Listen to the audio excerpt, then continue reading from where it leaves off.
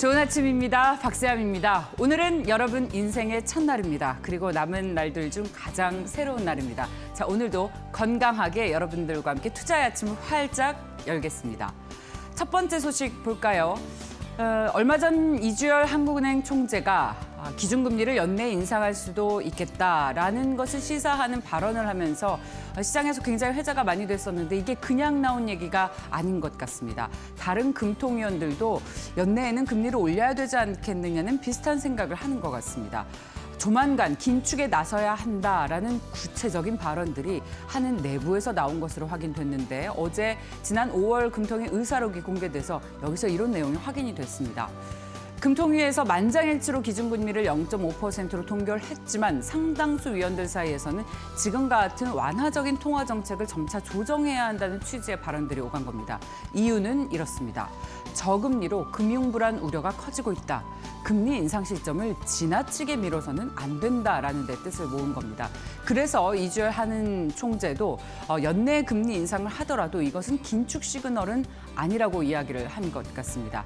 한은의 금리 인상 시계가 더 빨라질 것이라는 관측이 나오고 있는 이유입니다. 며칠 전 제가 여의도에서 택배 노동 파업 장면을 직접 봤습니다. 그리고 동시에 같은 날 제가 주문한 상품이 파업으로 배송 지연이 되고 있다는 연락을 받았습니다.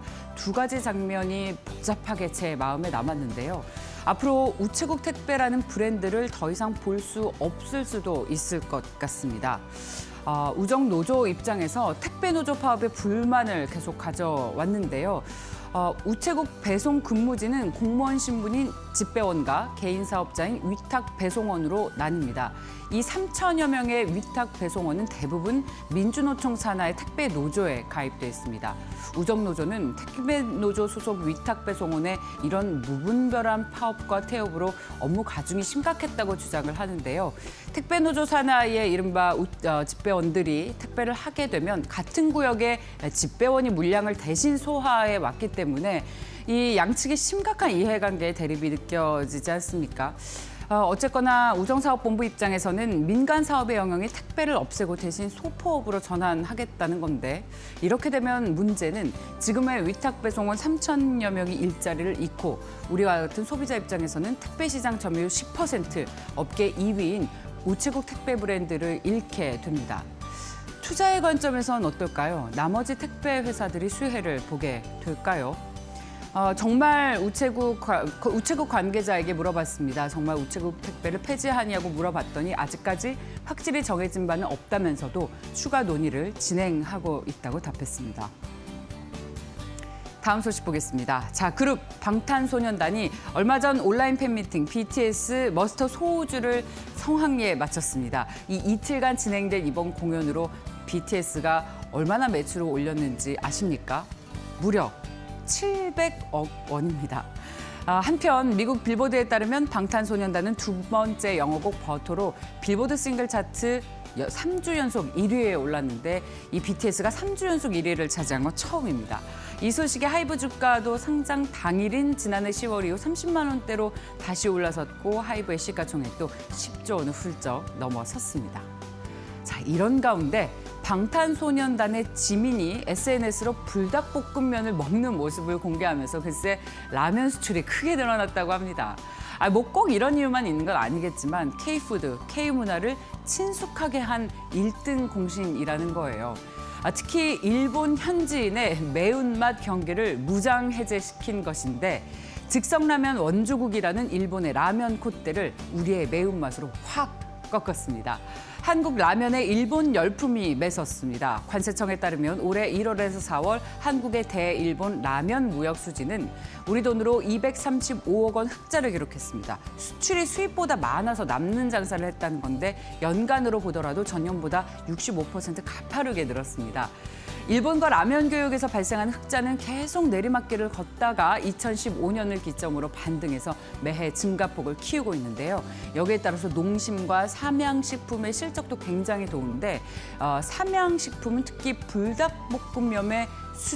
불닭볶음면을 판매하면서 이 수출의 80%가 이 불닭볶음면에서 발생한다고 합니다. 투자의 관점에서도 다시 한번 생각해 보시면 좋겠습니다.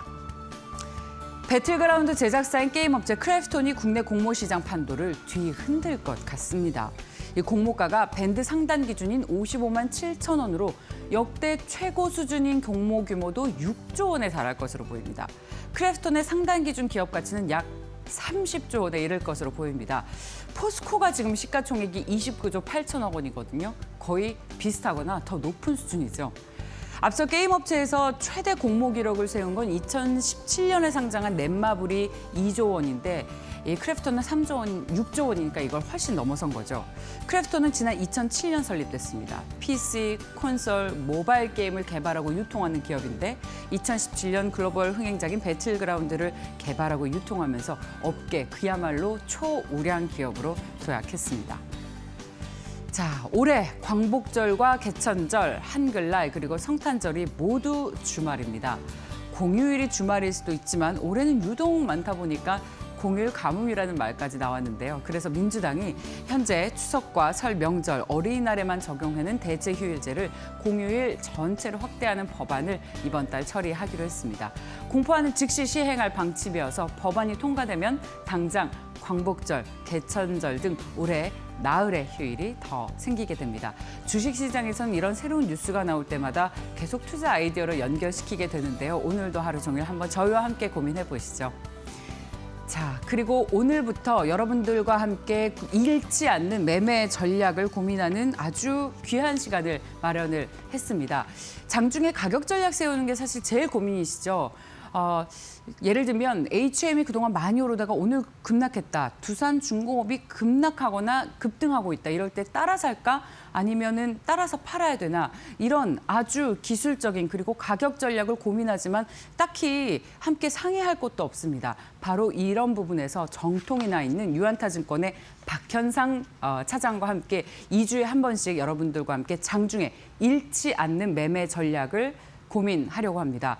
한 9시 20분에서 9시 반 정도 사이에 전화로 연결을 할 거니까요. 지금 현재 장 출발에 가장 활발하게 움직이고 있는 이 종목의 가격 전략을 함께 세우는 시간을 마련했습니다. 긴 관점에서 펀더멘탈 접근뿐만 아니라 이렇게 여러분들의 직접 투자에 있어서 어떤 아이디어를 제공 드릴 수 있도록 저희 굉장히 끊임없이 노력하고 고민하고 있습니다. 오늘도 박현상 차장과 함께 끝까지 저희 굿모닝 함께 해주셨으면 좋겠습니다. 절대 후회하지 않으실 겁니다. 자, 오늘 여의도에서는 어떤 이슈에 주목하고 있을지 분당으로 가보겠습니다. 유안타증권 분당 지점의 백인범 과장입니다. 과장님 안녕하십니까? 네, 안녕하십니까? 네, 오늘 주목하고 계신 이슈는 무엇입니까? 네, 최근 다시 한번 좀 화두로 떠오르고 있는 이 메타버스 관련 이슈와 좀 연관지어볼 기업들에 대해서 좀 생각해 보시면 좋을 것 같아서 관련 이슈 좀 간략해 준비해 봤습니다. 그간의 테마들이 좀 연결지어져서 이 메타버스 관련 이슈로까지 좀 이어지고 있는 모습인데요. 이 과거의 이런 가상현실, 이런 증강현실 등의 이런 테마 등과 더불어서 이 5G 모멘텀 등이 결합된 이런 상황 속에서 이 말 그대로 하나의 세상, 메타버스란 개념이 탄생하게 되었습니다. 이 메타버스 관련한 자세한 정의는 좀 시간상 생략하더라도 이 메타버스 시대와 더불어 중요시되는 거는 컨텐츠의 중요성이 좀 부각이 된다라는 점입니다. 그러니까 즉 이 메타버스 관련한 이런 관련해서 이 사용자들을 유입시킬 만한 이 흥미거리가 있어야 될 것 같은데 이런 사용자들을 유입시킬 이 컨텐츠의 중요성, 그러니까 컨텐츠로서의 중요성이 다시 한번 부각이 될 수 있다라고 보시면 좋을 것 같고요. 이 컨텐츠에 대한 중요성은 과거 이 5G 모멘텀에서도 나타났지만 이 올해 이 메타버스 관련 모멘텀에서도 이 컨텐츠에 대한 중요성은 계속 부각이 될 수밖에 없는 이런 상황이다라는 점을 관심 있게 지켜보시면 좋을 것 같습니다. 이 메타버스 관련해서는 확장성이라든가 어떻게 흘러갈지 여부는 현재 시점에서는 아직 다 알 수가 없는 상황이기 때문에 이 초기 메타버스 관련 시기에서는 이 컨텐츠 관련주에 대한 관심이 유효하지 않을까라는 점을 포인트로 삼아보시면 좋을 것 같고요. 그렇기 때문에 이 컨텐츠를 보유한 그리고 제작할 수 있는 그리고 확장이 가능한 업체들의 경쟁력이 올라갈 수 있다라는 점은 시장 참여자들이 대부분 동의하고 있다라는 점에서 현 시점에서 바라볼 수 있는 건 음원이라든가 드라마, 영화 등의 이런 컨텐츠에 대한 경쟁력이 있는 업체들에 대한 관심 그리고 이로 인해 사업 확장이 가능할 수 있는 업체들에 대한 관심으로 이어나가시면 좋을 것 같고요. 일단 현재 시점에서는 플랫폼을 보유한 업체라든가 콘텐츠를 제작할 수 있는 업체들로의 관심을 우선순위로 두면서 시장 대응을 해보시면 좋을 것 같습니다. 최근 주가 강세 요인 중 하나 역시도 이러한 메타버스와 관련된 기대감도 꼽혀지고 있다는 점에서 실적이라든가 기타 정상화 기대감에 움직이고 있는 이 엔터 업종 역시도 메타버스 관련 이슈와 관련 지어 볼 만한 기업이다라는 점 등도 계속 참고를 해보시면 좋을 것 같고요. 일단 이러한 이슈 등에서 종합적으로 지켜보자면 계속 지켜볼 만한 종목군들 최근 주가 반등이 나오면서 좀 단기 관점에서는 일부 부담스러운 상황에 진입하긴 했지만 중장기 측면에선 여전히 메리트가 있는 종목들도 나타날 수 있다라는 점에서 이 주가 추이 그리고 종목이 갖고 있는 모멘텀에 대한 투자자들의 반응 등 체크를 해보시면서 종목 선별을 해보시면 좋을 것 같고요. 일단 관심 가져볼 만한 기업군들 대표적인 플랫폼 업체죠. 네이버와 카카오 메타버스 관련한 이슈에서 당연시 관심 두셔야 할 종목으로 인식을 해보시면 좋을 것 같고요. 최근 요즘 주가 강세 등과 더불어서 추격 매수가 조금 일부 부담스러울 수는 있겠지만 단기 측면에서 보시기보다는 중장기 측면에서는 계속적으로 유효한 관점으로 인식을 해보시면 좋겠다. 그리고 이 관련 제작 업체인 스튜디오 드래곤, CJ ENM, J 컨텐트리 그 외에는 자이언트 스텝 등에 대한 매매 대응 관심 두시면서 이 메타버스와 관련된 이런 이들 기업은 계속적으로 이런 이슈와 연관지어 보시면서 향후 중장기 시장 대응에도 계속적으로 참고해 볼 만한 이슈다라는 점으로 정리해 볼 수가 있을 것 같습니다. 네, 말씀 여기까지 듣겠습니다. 고맙습니다. 네, 감사합니다. 오늘의 주요 경제지표 보시고 다시 돌아오겠습니다.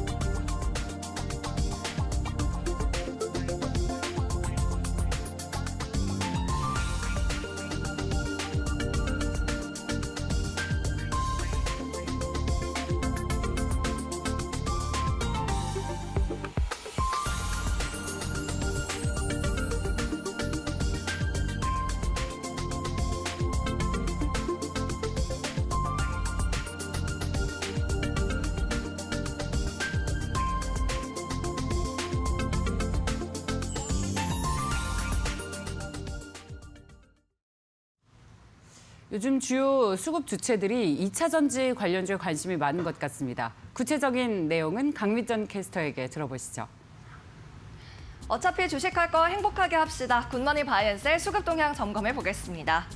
코스피에서 외국인과 기관 양 투자 주체는 어제 동반 매도 우위를 보였습니다. 특히 외국인은 코스피에서 전 종목 1,000억 원 미만으로 매수한 모습이었는데요. 어제 2차 전지의 수급이 조금 들어왔습니다. 1위에 SK이노베이션, 3위에는 삼성 SDI가 이름 올렸네요.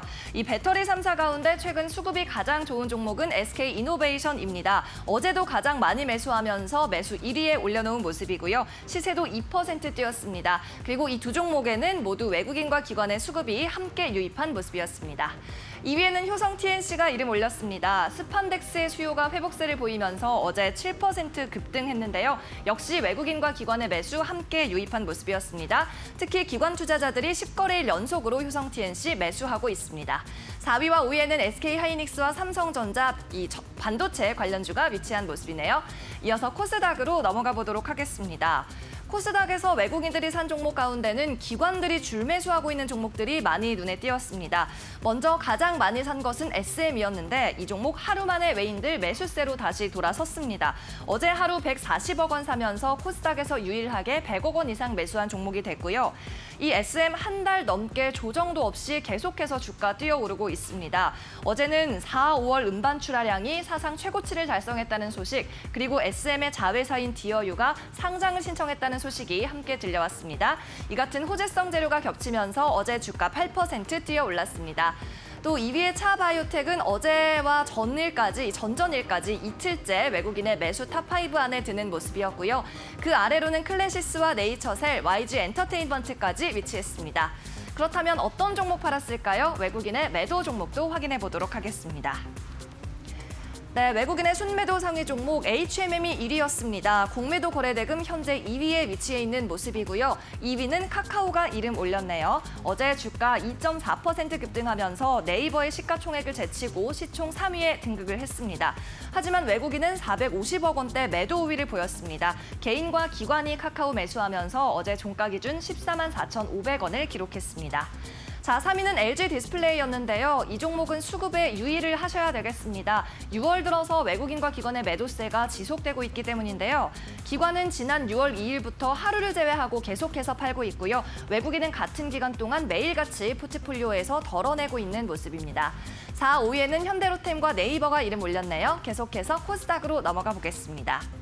자, 코스닥에서 외국인들이 매도한 종목들은 금액이 상당히 높았습니다. 일단 100억 원 이상 판 종목이 1위부터 4위까지 4종목이나 됐고요. 또 가장 많이 판 것은 셀트리온 헬스케어 300억 원 넘게 판 종목에서부터 가장 적게 판 종목은 69억 원대까지 배치됐습니다. 자, 전전일에 수급이 좋았던 셀트리온 삼형제, 어제는 모두 외국인이나 기관의 매도 상위 목록에 이름을 올렸습니다. 특히 하루 만에 매도 전환한 셀트리온 헬스케어 어제 주가 2.5% 빠졌고요. 셀트리온 제약 같은 경우에는 외국인이 매도를 하긴 했지만 기관이 22거래일째 순매수 유입해주고 있습니다. 자, 3위에서 5위까지는 시즌과 LNF 그리고 컴투스 순으로 랭크가 됐습니다. 이어서 기관들의 매매 동향도 함께 살펴보시죠. 네, 코스피부터 살펴보도록 하겠습니다. 기관은 코스피에서 업종별로 화학 업종을 가장 많이 샀고요. 이어서는 제조업, 그 다음으로는 전기, 전자 순으로 매수를 했습니다.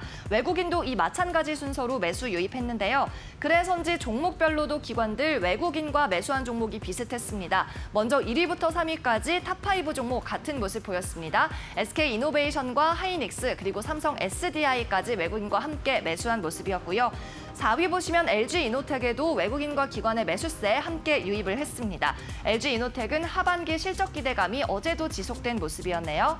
마지막으로 네이버, 카카오의 시가총액 3위 자리를 내줬지만 수급은 나쁘지 않았습니다. 4일 연속으로 기관들이 매수하고 있고요. 어제는 177억 원 매수 우위 보였습니다.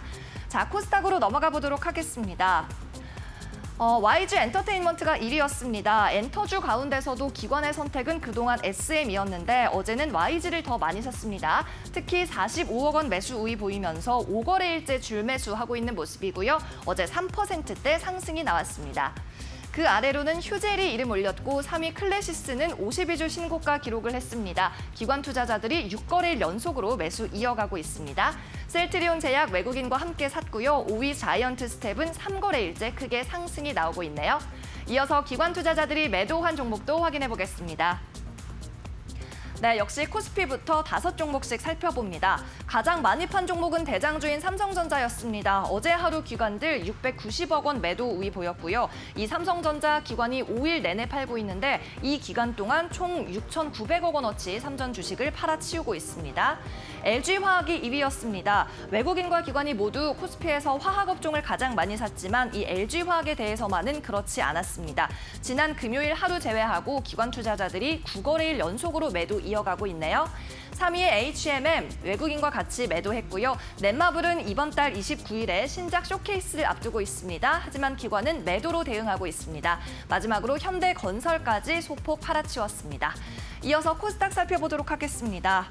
자, SM에 대해서는 기관들 이틀째 매도 이어갑니다. 슬슬 이렇게 차익 실현 움직임이 나오고 있지만 어제는 외국인이 사준 덕분에 가격 흔들림은 없었네요. 기관의 매도 규모는 140억 원에 달했습니다. 이어서 그 아래로 위치한 LNF에 대해서는 100억 원가량 매도 우위 보였고요. 3위의 셀트리온 헬스케어, 4위의 실리콘웍스가 위치했습니다. 실리콘웍스에 대해서도 한 달 이상 누적 매도가 집계되고 있습니다. 마지막으로 원익 IPS까지 매도한 기관 모습 확인이 됐습니다. 네, 지금까지 굿머니 바이언셀 수급 동향 점검해봤습니다.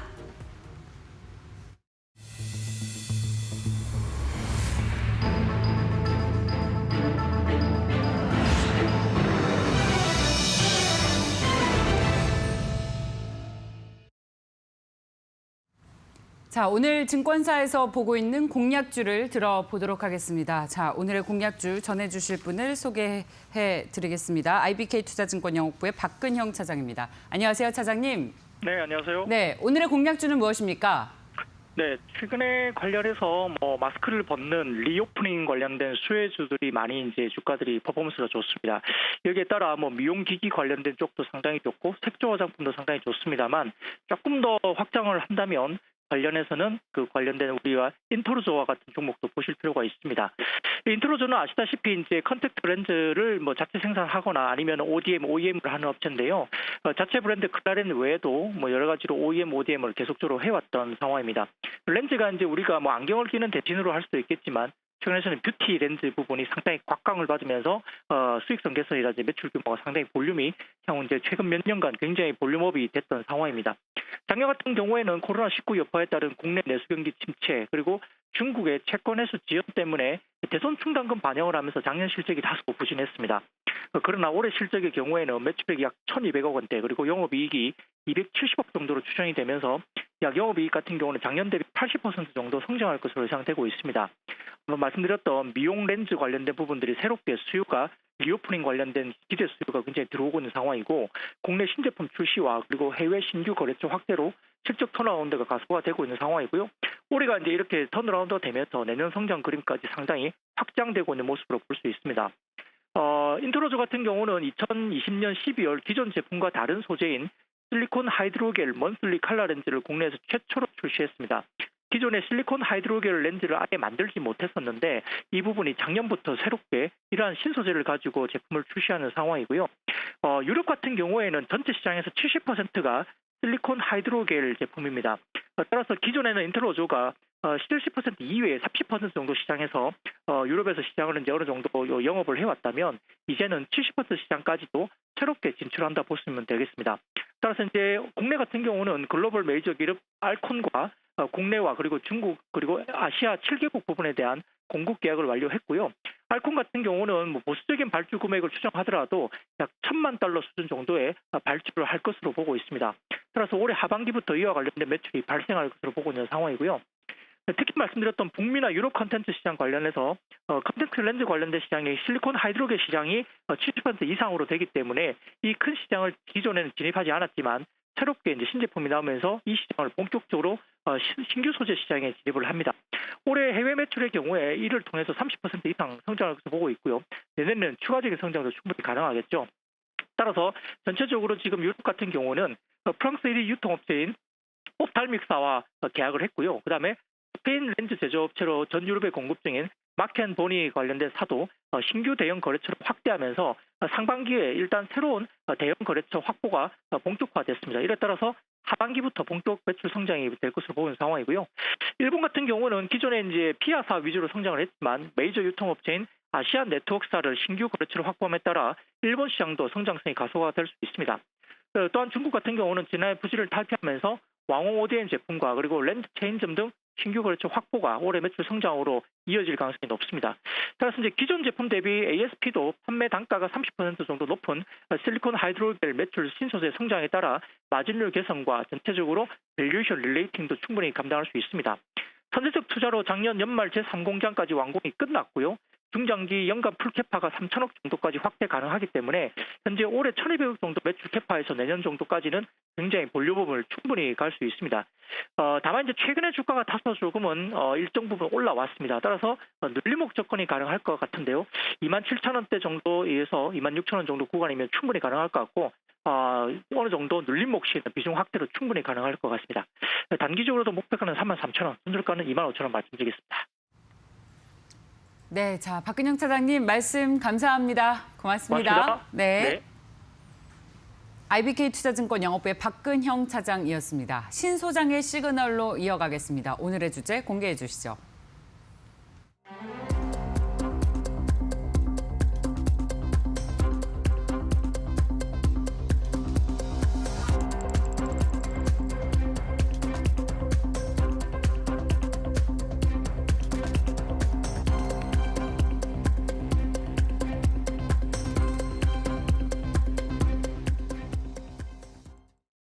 누구나 이야기할 수 있는 계절적인 테마이지만 이분이 이야기하면 특별해집니다. 벤자민 투자연구소의 신일섭 소장 나오셨습니다. 어서 오십시오. 네, 안녕하세요. 정말 제가 멋지게 소개해드리지 않습니까? 네. 감사합니다. 마음에 드시죠? 네, 그 코 웃음소리 뭐죠? 아니. 코 웃음소리 뭐예요, 그거는?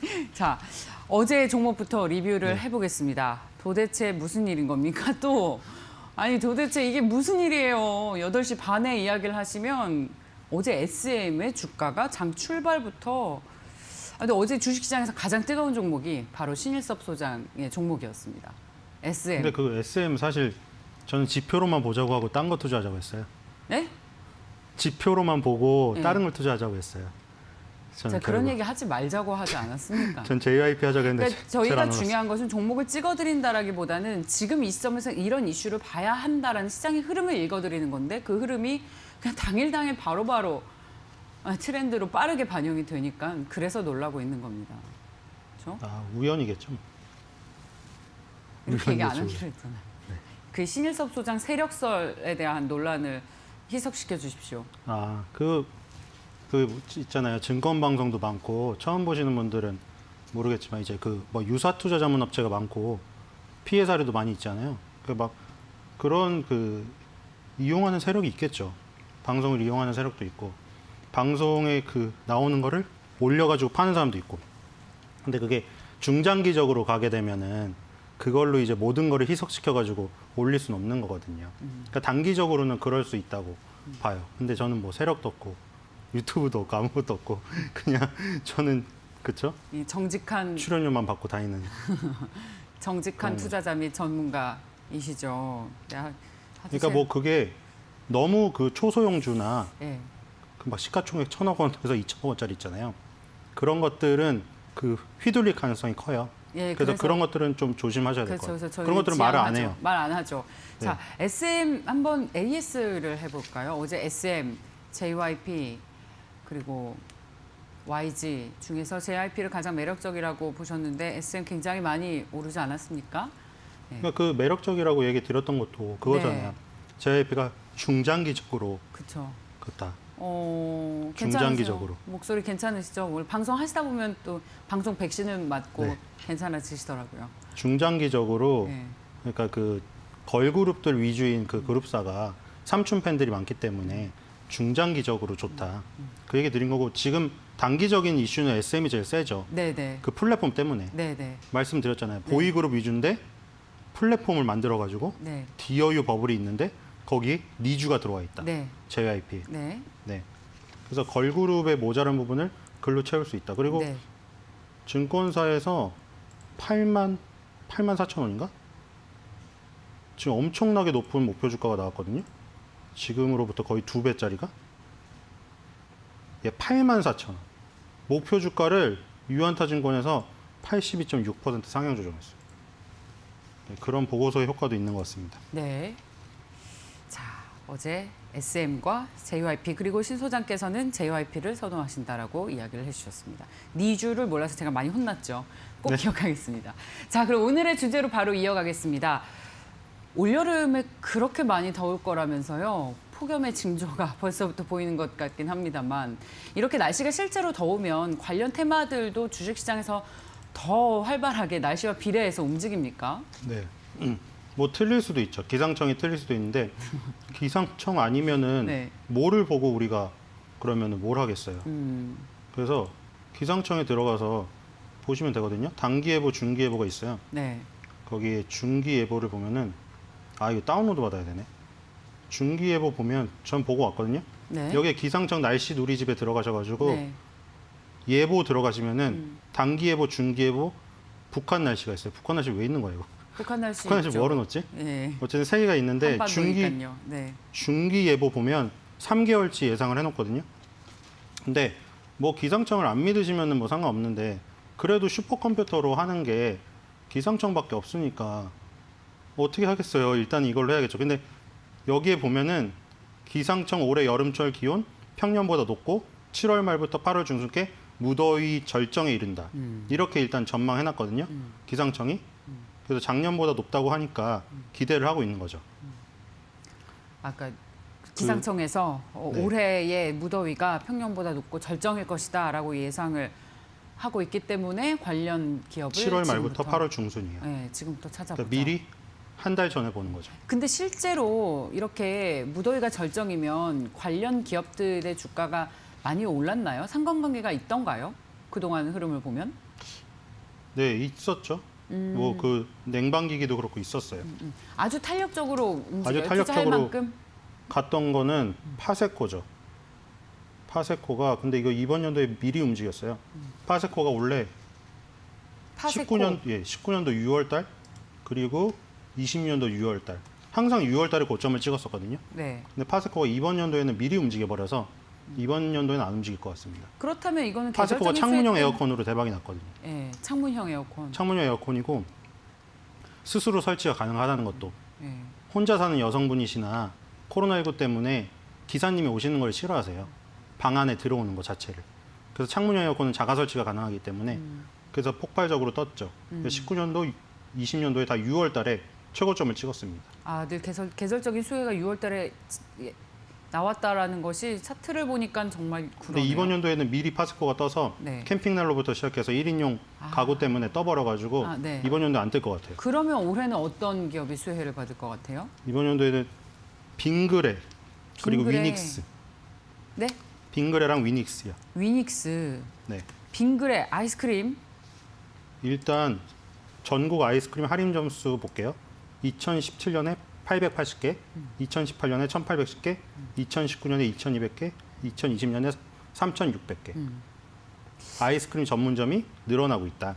그리고 예. 혜태 아이스크림을 인수했잖아요. 네. 그래서 아이스크림의 시장 점유율이 롯데제과 31.8, 빙그레 27.9, 롯데푸드 15.3, 혜태 12.7. 아, 그럼 빙그레랑 혜태랑 빙그레랑 합치면 혜태랑 합치면 네, 시장 점유율 1위네요. 39. 39. 롯데제과보다 위에 있죠. 10개 물론 중에 4개는 이 빙그레 거. 물론 롯데푸드를 합치면은 네. 더 크지만 어쨌든 롯데제과를 이겼습니다. 여기서 뭐 예. 자세하게 나가서 좀 말씀을 드리면 요즘에 갑자기 빙가 시장이 잘 될 것을 대기업도 알았는지 갑자기 비싼 모델을 쓴다. 이것도 힌트예요. 아, 갑자기 느닷없이 이병헌 씨를 쓴다. 이병헌 씨가 아이스크림 모델입니까? 네. 또 이거 모르면 지금 뭐였죠? 혼나나요? 저 엄청 혼났는데 어제. 뭐 무슨 아이스크림 잠깐만. 이병헌 아이스. 브라보콘, 어떤 브라보콘을 이병헌 씨가 월드콘은 광고를 하셨군요. 김연경 씨, 그리고 롯데푸드의 돼지바가 7년 만에 TV 광고. 갑자기 와, 왜 이럴까? 돼지바도 TV 광고를 해요? 갑자기 아이스크림들이 왜 이럴까? 와, 이거 저 여기서 머리를 탁 맞은 대기업들은 듯한 괜히 돈을 안 써요. 아이디어를 하남에 받았습니다. 맞습니다. 하남에 스타필드가 들어서고 나서 예. 하남 땅값이 엄청 올랐죠. 신세계가 왜 거기 갔을까? 돼지바는 약간 우리에게 김치 같은 아이스크림이잖아요. 늘 네. 먹는, 굳이 광고하지 않아도 늘 찾는 그런 아이스크림인데 7년 만에 광고를 했군요. 진짜 왜 그럴까요? 갑자기 왜 돈이 이렇게 잘 팔릴 것 같으니까 하겠죠. 왜 자, 그런 여기서 거예요? 자세히 볼게요. 롯데제과에서 잘 팔리는 거 5개씩, 월드콘이 700억, 더블 좋아하는 거 있으면 말씀하세요. 더블 비앙코 400억, 스크류바 300억, 아, 스크류바. 설레임 280억, 셀렉션 230억, 그다음 빙그레, 붕어 싸만코 1등이에요. 470억, 붕어싸만코. 투게더 430억, 네. 메로나 400억, 메로나. 매출이에요. 비비빅 350억, 비비빅. 빵또와 220억. 빵떠와. 요거고요. 롯데푸드는 빵빠레가 400억 1위, 빠삐코 350억, 돼지바 300억 원, 구구콘 250억. 자, 이제 혜태제과예요. 빙그레가 가져간 거. 브라보콘이 500억, 누가바 200억, 쌍쌍바 200억. 쌍쌍바. 자, 이 순서대로예요. 네. 그래서 빙그레가 브라보콘을 가져갔죠. 붕어 싸만코랑 투게더랑 메로나, 비비비, 빵또와 브라보콘, 누가바, 쌍쌍바. 이제 라인업이 이렇게 갖춰진 거예요. 맛있겠다. 그러니까 입에 침 꼬여요. 콘부터 막대까지 브라보콘을 가져왔죠. 너무 상상돼요. 브라보콘이 예. 콘에서 예. 월드콘하고 1, 2등을 다투는 사이거든요. 예. 그 다음이 구구콘, 슈퍼콘이에요. 근데 월드콘, 브라보콘인데 브라보콘 콘이 약했잖아요. 예. 빙그레 보면 붕어 싸만코 그냥 먹는 거, 투게더 떠먹는 거, 메로나 비비빅은 막대, 빵또하는 빵. 그냥 먹는 거. 근데 콘이 없잖아요. 오. 근데 그러네요. 브라보콘을 데려왔기 때문에 라인업을 채웠죠. 아, 그렇구나. 이건 마치 SM의 보이그룹이 약한 거를 JYP의 니즈로 지금- 얹힌 거랑 비슷하다. 이야, 그렇게 그러면 생각이 돼요. 야, 이 음료업계의 SM은 빙그레입니까? 야, 또 찰떡비유 나왔습니다. 왜냐면- 신소장 어록 왜냐하면 탄생. 이 전체에서 매출액이 제일 높은 게 네, 롯데 제과의 월드콘이에요. 네, 700억. 네, 콘이 제일 높은 거예요. 네. 막대랑 먹는 게 콘을 못 이겨요. 그래서 브라보콘을 데려온 거는 아주 큰 거죠. 그냥 거의 뭐 영입을 했다고 볼 수가 있죠. 오. 아이돌로 따지면. 소장님은 뭐 제일 좋아하세요? 저는 붕어 싸만코. 붕어 싸만코. 근데 이게 또 붕어 싸만코가 와사비 맛이 나왔더라고요. 오, 그걸 진짜요? 누가 먹나 싶은데. 오. 빙그레. 지금 제가 선호하는 아이스크림 얘기했더니 나이 나온다고 엄청 놀리시네요. 난리 그래서 났습니다. 라인업이 괜찮아졌고 네. 작년에 52일 연속 장만가 있었잖아요. 그래서 사람들이 안 먹었어요. 그래서 기저 효과가 있다. 아, 그리고 빙그레는 상대적으로 식품주 중에 너무 못 갔어요. 맞아요. 맞아요. 그래서 가격 그런 정가가 안 부분 되지 때문에 않았습니까? 아이스크림 가격이 다른 원재료가 다 오를 때 원재 가격 정가가 다 됐는데 아이스크림은 그게 가장 늦었기 때문에 상대적으로 소외가 됐었죠. 빙그레 주가가. 그런데 이제는 대장이 될 거라는 말씀이신 거죠. 이것까지 간 다음에 예. 맨 나중에 예. 라면 업계 갈 거예요. 라면. 라면. 라면 지금 죽어도 안 가고 있죠. 라면. 왜냐면 껌 한 통보다 싼데 못 올려. 껌 한 껌 한 근데 통이 이제 1,000원인데 라면도 껌 한 통이 이제- 1,000원인데 신라면 600 얼마인데 그렇구나. 그래도 못 올려요. 왜냐면 라면을 올리면 섬유 난리가 가격이니까. 나거든요. 근데 이제 라면 가격조차도 슬슬 올린다고 합니다. 그거는 그러니까 농심을 맨 비롯한. 나중에 할 거예요. 네. 그래서 오뚜기, 농심 이런 거는 삼양식품 네. 이런 거는 아직도 안 오를 거예요. 나중에. 예. 그래서 이게 빙가류가 이제 뒤에서 꼴찌에서 두 번째로 오를 것 같다. 아. 제 생각에는. 예. 풀무원, CJ 제일제당 이런 거는 이미 올랐고. 물가 상승을 판가에 제일- 전이하기 쉬워서 예. 다 올렸고 풀무원은 대기업 그때 얘기 드렸죠. 음. 거기서 5개를 가져왔어요. 지금 결과가 나왔거든요. 5개를 먹었어요. 풀무원이. 뭘요? 대기업 급식을 5개를 대기업 먹었어요. 급식. 중소기업한테 준다고 한 거를 예. 풀무원이 오랫동안 그 휴게소에서 운영했잖아요. 네. 휴게소 운영한 그거를 인정받아서 예. 지금까지 나온 결과를 보니까 5개를 먹었더라고요. 네. 7개인가 나왔는데 5개가 풀무원이 가져왔어요. 예. 그래서 그런 효과로 갔고 네. 이제 빙가류가 가고 예. 맨 나중에 라면 갈 것 같다. 아, 너무 이렇게 방송 시간에 밀도 있게 집중한 적도 오랜만인 것 같습니다. 그 삼양식품 같은 경우에는 일본 수출이 굉장히 많이 늘고 있는데 일본 수출의 80%가 불닭볶음면이래요. 근데 불닭볶음면이 왜 많이 팔리는 줄 아세요, 일본에서? BTS 지민이 SNS로 불닭볶음면을 먹는 거를 방송을 했대요. 그래서 아, 네. 일본 사람들이 이 매운 거 못 먹는 일본 사람들이 그렇게 많이 찾는다고 합니다. 그러니까 라면 업계가 오른다는 것도 굉장히 충분히 논리적인 이유가 그리고 충분한 것 지금은 같아요. 약간 비빔면, 비빔면. 비빔면식이어서 불닭볶음면이 약해요. 더울 때 또 그런 비빔면. 그럴 수도 있는데 계절적으로. 너무 더운데 그거 먹으면 땀 나서 네.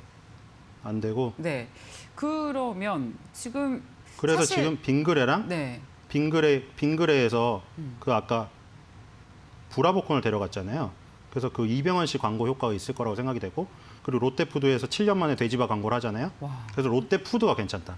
와, 이건 정말 좀 충격적인 거네요, 개인적으로. 이게 충격적이라고요? 왜냐하면 저희가 한창 건설업체 보다가 인테리어 업체에 주목할 때도 그때 탑 배우였던 김태희 씨를 모델로 쓰면서 앞으로 인테리어 업체가 더 잘 나갈 거다라고 했는데 실제로 그랬거든요.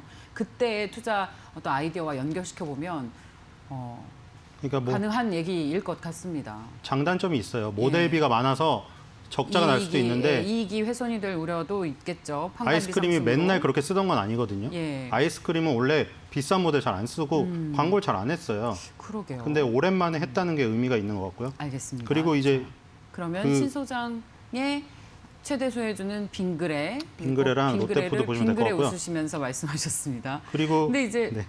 예. 7월 말, 8월 네. 중순에 무더위 절정 전망했죠 기상청이. 그쵸. 근데 바로 그 전에 사이에 장마. 장마가 심하게 올 거예요. 있잖아요. 근데 예. 지금 보시면 5월 달에 역대 최대로 비가 왔어요. 이미 장마가 온 것 같아요. 2021년 5월이 네. 가장 비가 많이 와서 네. 지금 제스키 판매량이 급증했어요. 그래서 1월 달부터 제스키. 5월 달까지 제스키 판매량이 270% 증가했어요. 전년 동기 대비. 3배, 약 3배, 270%니까. 그쵸. 예. 그래서 위닉스가 위닉스. 제스키에서 1등이에요. 네. 그래서 위닉스를 봐야 된다. 네. 안 올랐어요 아직. 그리고 기상청이 22일에서 23일 날 장마철이 시작된대요. 6월 22일에서 23일. 얼마 안 남았군요. 그러니까 예. 초여름에 비가 집중되다가 네. 7월 말부터 엄청 넣어줘. 엄청 더워진다. 그래서 우리가 사이클상으로는 위닉스 제습기가 먼저 가고 제습기가 끝나자마자 이 광고하는 아이스크림들을 사 먹을 거다. 그냥 타임 스케줄이 이래요. 제 시나리오로는. 와. 그래서 예. 위닉스가 네. 제습기라는 그 브랜드 아이템으로 네. LG전자, 삼성전자가 못한 부분을 뚫었잖아요. 네. 그래서 그 부분이 좋다. 파세코가 네. 이번에 3월 달에 가버려서 지금 다시 올라가기가 좀 이격이 많이 벌어져 있어요. 네. 그래서 이번엔 위닉스 네. 같은 게 가지 않을까. 네. 하츠 같은 것도 가버렸거든요. 네. 하츠는 약간 하츠. 다른데 예. 공기청정기 쪽이긴 해요. 근데 하츠, 위닉스, 파세코 그리고 신일전자 이런 것들이 선풍기 뭐 이런 거 만드는 건데 예. 신일전자는 선풍기 예. 요쪽 매출이 높아요. 예. 예. 달라요. 예. 그러니까 지금 뭐냐면 장마철이 지속이 되면 네. 제습기가 더 잘 팔려요. 네. 폭염이 오면 신일전자가 더 잘 돼요. 예. 그러니까 지금은 신일전자의 선풍기. 시간이 아닌 거죠. 네. 장마가 똑같이 여름 테마주로 묶여 있지만 신일전자는 선풍기의 비중이 높고 네. 위닉스는 제습기의 비중이 높기 때문에 같은 여름 테마주인데 시간이 약간 다르다. 네. 그러니까 지금은 이제 장마철에 접어들 거예요. 네. 장마철에 접어들기 전에 위닉스가 괜찮을 것 같습니다. 위닉스 가격 전략을 제가 볼 텐데 자리가 저희들이 참 그래도 부담이 없는 그런 자리라서 참 네, 보기 부담이 좋네요. 없어요. 차트가. 지금 파세코나 하츠를 하기에는 부담스럽죠. 네. 그렇죠? 네. 그러니까 부담스럽다는 게 밑에 이동 평균선이랑 이격이 많이 벌어져 있는 거는 부담스러워요.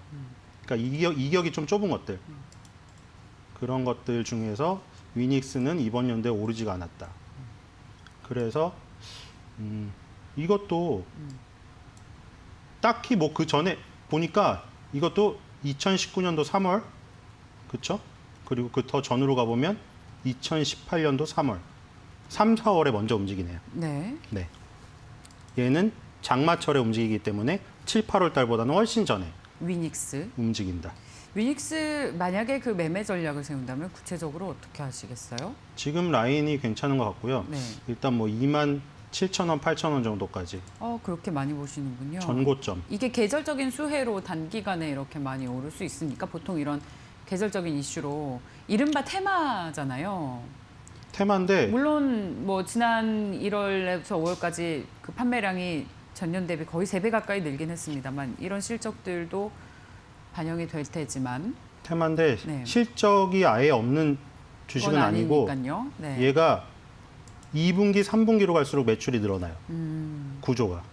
작년에도 왜요? 1분기엔 제습기였고 2분기, 3분기에도 역시 뭐가 많이 팔려서 생활- 매출이 늘어나나요? 생활 가전 업체로 진화해가지고 네. 다양해졌어요. 보시면 2020년 3월 달에 영업이익 97억, 네. 그다음 6월 달에 133억, 3분기에 218억. 네. 그리고 4분기에 71억으로 떨어져요. 네. 그러니까 얘는 겨울 접어들면 안 되는 거예요. 아. 그러니까 언제인지 알겠습니다. 아시겠죠? 네. 1분기에서 2분기, 밀짚 모자는 겨울에 사고 그리고 장화는 2분기에서 3분기. 겨울에 장화는 여름에 사. 털 모자는 여름에 사라는 말이 있는데 이건 그렇지 않은가 봐요. 네. 알겠습니다. 아니 그러니까 그게 다 따져봐야 돼요. SPC 삼립도 옛날에는 원래 겨울철 수혜주였는데 네. 변신을 했잖아요. 네. 그 다음부터는 사업 구조가 바뀌어가지고 계절성이 없어졌어요. SPC 삼립이. 그러니까 위닉스도 사실은 파세코도 그렇고 많이 없어지고 있어요. 그러니까 파세코도 예를 들어 캠핑 난로로 치면 겨울철 수혜주고요. 캠핑 수혜주고 근데 여름철에 오면 또 창문형 에어컨이거든요. 그러니까 그런 사시사철 가전들 그리고 요즘에는 식기세척기 네. 아니면 음식물 분쇄기, 네. 건조기 이런 것들을 내놓으면서 다양화됐어요. 네. 위닉스도 의류 건조기, 식기세척기, 공기청정기 이런 걸로 라인업이 다변화됐기 때문에 네. 계절성이 많이 없어지고 있긴 합니다. 네. 자, 빙그레와 롯데푸드도 얘기를 해주셨죠. 가격 전략도 지금 괜찮은 자리라고 개인적인 의견을 가지고 계시는 겁니까? 네. 네.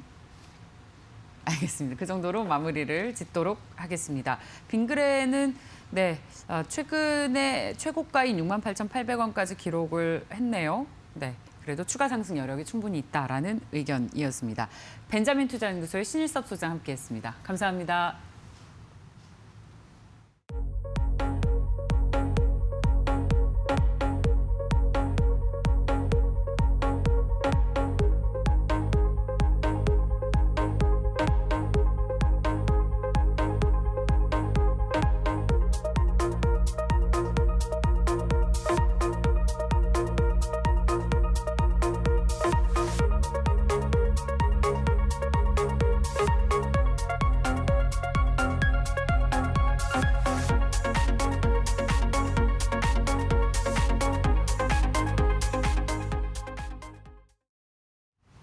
자, 오늘 코스피와 코스닥 양시장 모두 강보합권으로 출발할 것으로 예상되고 있습니다. 코스피 3,263, 코스닥은 998선에서 또 1,000선을 목전에 두고 있습니다. 자, 오늘 오인의 투자 전략을 공개하겠습니다. 화면으로 보시죠. 자, 오인의 투자 전략입니다. 오늘은 대체로 중립 의견입니다. 하락은 없습니다. 중립 혹은 상승의 의견인데, 자, 먼저 카카오페이 증권의 윤정식 부장은 에너지 그리고 백화점 섹터에 관심이 있습니다. 중립, AJ 인베스트먼트 이재규 대표도 중립, 수소 관련 섹터에 오늘 주목하고 있습니다. KTB투자증권 이성훈 과장 상승, 카카오와 SK하이닉스, 신한금융투자 이상경 팀장 자동차와 오늘의 엔터주가 관심주에 추가됐습니다. 비전경제연구소의 김태성 팀장, 정유와 화학주에 주목하고 있습니다. 시장 상승 전망하고 있습니다. 네, 카카오페이 증권의 윤정식 부장과 AJ 인베스트먼트의 이재규 대표를 화상으로 연결하겠습니다. 안녕하십니까? 네, 안녕하세요. 자, 먼저 윤정식 부장님께 여쭤보겠습니다. 코스피가 이틀 연속 최고치를 경신을 했습니다. 하지만 우리 체감은 정말 최고치를 경신한 것인가라는 사실 그런 느낌인데, 이럴 때 시장 전략 어떻게 세우는 것이 수익률을 극대화할 수 있는 겁니까? 네, 우선은 지금 이 시장이 좀 관망세적인 분위기죠. 외국인 기관 쉬고 있는 와중에 개인이 사실은 최고치를 이번에 좀 만들었다라고 보시면 되겠는데요. 외국인 기관 쉬는 이유에 대해서 좀 생각을 해봐야 될 것 같고요. 외국인 기관은 지금 그 시장에 우선 FOMC 앞두고 좀 보수적인 관망세 보여주고 있는 부분이 있고요. 그리고 이 실적, 지금 사실은 금년 상반기 상당히 경기가 빠른 속도로 살아나고 있고 실적이 좋아지고 있는데, 이 부분을 작년 하반기부터 좀 빠르게 좀 반영을 했다. 그렇기 때문에 지금 자리는 이미 좋은 실적들이 반영이 된 이 자리다. 이렇기 때문에 이 지금 자리에서는 우선은 좀 보수적으로 가시는 게 좋을 것 같고요. 그렇다고 무조건 판다 이런 게 아니라 지금 사실은 좋아지는 부분들이 있으니까 어느 정도 한 50% 정도는 현금, 50% 정도는 연말까지 좀 길게 보면서 좋아지는 섹터들, 특히 이제 매출이 좋아지는 섹터들 위주로 해서 좀 접근을 하시면 좋을 것 같습니다. 네, 실적 좋은 게 이미 시장에 반영이 됐다. 부장께서는 그러면 올해 시장을 상고하저로 보시는 겁니까? 사실은 이 연 중에는 조금 떨어질 수는 있지만 연말까지 해서는 사실 지금 정도 자리 혹은 조금 더 높은 자리 정도로는 갈 수 있을 거라고 보여지고요. 사실은 주식이 빠지기에는 실적이 너무 좋고 또 올라가기에는 약간은 좀 힘이 부족하다 정도로 보시면 되겠습니다. 우리가 이 작년만큼 이 돈이 풀리면서 시장에 좋은 충격이 왔었죠. 그러면서 주식이 많이 올라가고 원자재 가격도 올라가고 그러면서 사실은 이제 인플레이션 얘기까지 나오곤 있는데, 이런 정도의 돈이 풀리기에는 쉽지 않은 시장이고 금리 올라갈 가능성이 높고 채권도 다시 좀 사들일 가능성이 높기 때문에 전체적으로 유동성이 좀 줄어들 것으로 보여집니다. 유동성이 줄어든다라면은 주식에는 좀 좋지 않을 수는 있겠지만 지금 자리가 그렇다고 또 부담스러운 자리는 아니기 때문에 상고하죠, 상저하고 이렇기보다는 지금 자리 정도에서 조금 더 높은 수준 정도까지는 갈 수 있을 것으로 보여집니다. 잘 알겠습니다. 윤정식 부장님, 감사합니다. 자, 다음은 이재규 대표께 여쭤보도록 하겠습니다. 이런 가운데 경기 민감주는 상대적으로 좀 주춤하죠. 요즘 아마 개별 장세라서 더 그럴 것 같은데, 그럼에도 성장주로 주로 수급이 들어올 것이다라고 예상을 하고 계십니다. 어떤 내용입니까? 네, 얼마 전에 현대차그룹과 SK그룹 그리고 포스코그룹이랑 소성그룹이 참여를 하면서 그 수소협의체를 출범하겠다라는 내용이 나왔습니다. 7월 달까지 참여 기업을 확정 짓고요. 9월 달에 출범이 공식화된다라고 하는데, 최근 우리 시장이 좀 여러모로 버거운 상태입니다. 상승을 하기에는 성장주들이 그동안의 상승폭이 굉장히 컸었고, 경기 회복주나 경기 민감주 같은 경우도 매물이 어느 정도 나오고 있는 상태이기 때문에 단숨에 뛰어넘기는 어려운 상태죠. 그렇기 때문에 우리가 특징적인 섹터를 잡아가지고 매매를 한다면 좀 더 좋은 결과가 나올 수 있다라고 보는데, 최근 들어서 메타버스라든지 몇몇 가지 이슈들이 있는데, 그중에서 제가 오늘은 말씀드렸던 것처럼 수소와 관련되어 있는 종목에 좀 집중을 해볼 필요가 있다라는 말씀을 드리고 싶습니다. 이 수소 같은 경우는 방금 전에 말씀드렸던 이 4대 그룹이 2030년까지 40조가 넘는 자금을 투자한다라고 하고, 2050년, 좀 먼 이야기이긴 하지만 2050년이 되면 3,000조가 넘어가는 어마어마한 규모로 성장이 된다라고 합니다. 그렇기 때문에 이 4대 그룹을 포함한 여러 기업들이 계속해서 수소 쪽에 투자를 하고 있고 실제 우리나라 같은 경우는 정부에서도 굉장히 발빠르게 대응을 하고 있습니다. 2019년부터 수소 경제에 대한 로드맵을 발표하면서 계속해서 정책적으로 육성을 하고 있는 부분인데 정리를 해보자면 정부에서 정책적으로도 육성을 하고 있고 기업들 같은 경우도 이 수소 경제에 대한 메리트를 느끼고 있어서 그에 따른 투자가 지속되고 있기 때문에 이 수소 경제 쪽에 대한 모멘텀은 좀 생길 수 있다라고 보고 있습니다. 제가 지난주에도 이 방송을 통해서 5G에 관련되어 있어서 5G 쪽으로 우리가 좀 관심을 둘 필요가 있다라는 말씀을 드렸는데 오늘도 보니까 5G에 대한 수주 소식이 계속해서 나오고 있어요. 그러니까 그동안 시장에서 부각됐었던 반도체나 2차 전지나 경기 회복 관련주들 말고 새롭게 우리가 접근을 해본다면 지금 말씀드렸던 5G라든지 그리고 수소 이쪽이 굉장히 메리트가 있다라고 봅니다. 실제로 매매를 하는 입장에서 생각을 해봤을 때는 지금 우리가 이제 수소 쪽에 대해서 관심을 두고 포트에 편입을 한다면 앞으로 한 달 동안, 2달 동안 좀 견조한 흐름이 나오지 않을까 이런 의견 드립니다. 그렇다면 이재규 대표 수소 업종 내에서 어떤 종목에 특히 관심을 갖고 계세요? 예, 우리가 수소 경제, 사실 수소 쪽에는 여러 가지 분야가 있습니다. 저장도 있고 운송도 있고 여러 가지 분야가 있는데 제가 오늘 말씀드리고 싶은 관심을 좀 두고 있는 부분은 아무래도 수소 경제하면 가장 먼저 생각나는 게 수소차 쪽, 수소차 쪽인데 이 수소차에서 우리가 그 수소차에 들어가는 연료 탱크를 만드는 기업이 있는데 그 기업이 일진 복합 소재, 지금은 이제 일진 하이솔루스라고 사명을 변경했는데 이 일진 하이솔루스가 아직까지는 상장이 되지 않았습니다. 2021년도에 상장을 준비하고 있는데 이 회사가 가지고 있는 이 저장 탱크를 만드는 기술력이 전 세계적으로 2군데 정도만 상용화를 하고 있을 정도로 굉장히 고도의 기술력을 필요로 한다라고 합니다. 그렇기 때문에 이 일진 하이솔루스를 우리가 좀 매매를 할 필요가 있는데 말씀드렸던 것처럼 아직까지 상장이 되지 않았기 때문에 이 일진 하이솔루스의 지분을 80% 이상 보유하고 있는 모회사 일진 다이아에 대한 관심이 필요하다라고 보고 있습니다. 그래서 단기적으로도 괜찮다라고 보는데 2개월, 3개월 정도 기간을 좀 잡고 보자면 지금 탄소 중립이라든지 여러 가지 에너지 관련되어 있는 내용들도 계속해서 부각이 되기 때문에 수소 쪽은 그동안 많이 쉬었어요. 그렇기 때문에 일진 다이아라는 종목을 좀 관심 있게 보신다면 자회사인 일진 하이솔루스가 상장하게 될 경우 상장에 앞서서 부각이 된다면 가치가 인정받을 수 있다라고 보고 있습니다. 지금 일진 다이아가 시가총액이 5천억에서 7천억 사이에서 왔다 갔다 하고 있는데 이 자회사 일진 하이솔루스의 예상 시가총액이 1조가 넘어간다라고 해요. 그렇기 때문에 충분히 메리트가 있는 종목이다. 그래서 일진 다이아라는 종목을 관심 있게 보고 있다는 말씀드립니다. 자, 계속해서 윤정식 부장께 여쭤보도록 하겠습니다. 오늘 관심 업종과 종목을 좀 전해주십시오. 네, 최근에 많이 말씀을 드렸었는데요. 우선은 정유주들 계속 말씀을 드리고요. 이 WTI 기준으로 72불을 또 돌파를 했습니다. 어느새 60불 넘어가면서 다시 70불 가까이 되다가 70불 돌파까지 하면서 미국 시장에서도 지금 정유주들 분위기가 상당히 좀 좋고요. 배당 확대 얘기까지 나오고 있습니다. 그렇기 때문에 국내에서도 S-OIL이라든지 SK이노베이션 같은 정유 관련주들 지금 사실은 인플레 우려감들이 있는데 원자재 값이 유가도 그렇고요. 다 오르고 있습니다. 그래서 원자재 관련된 종목들 중에서 대표적인 에너지 섹터 그리고 좀 길게 봤을 때는 계속 백화점 말씀을 드리는데 꼭 백화점에 국한되실 필요는 없으실 것 같습니다. 백화점도 좋고요.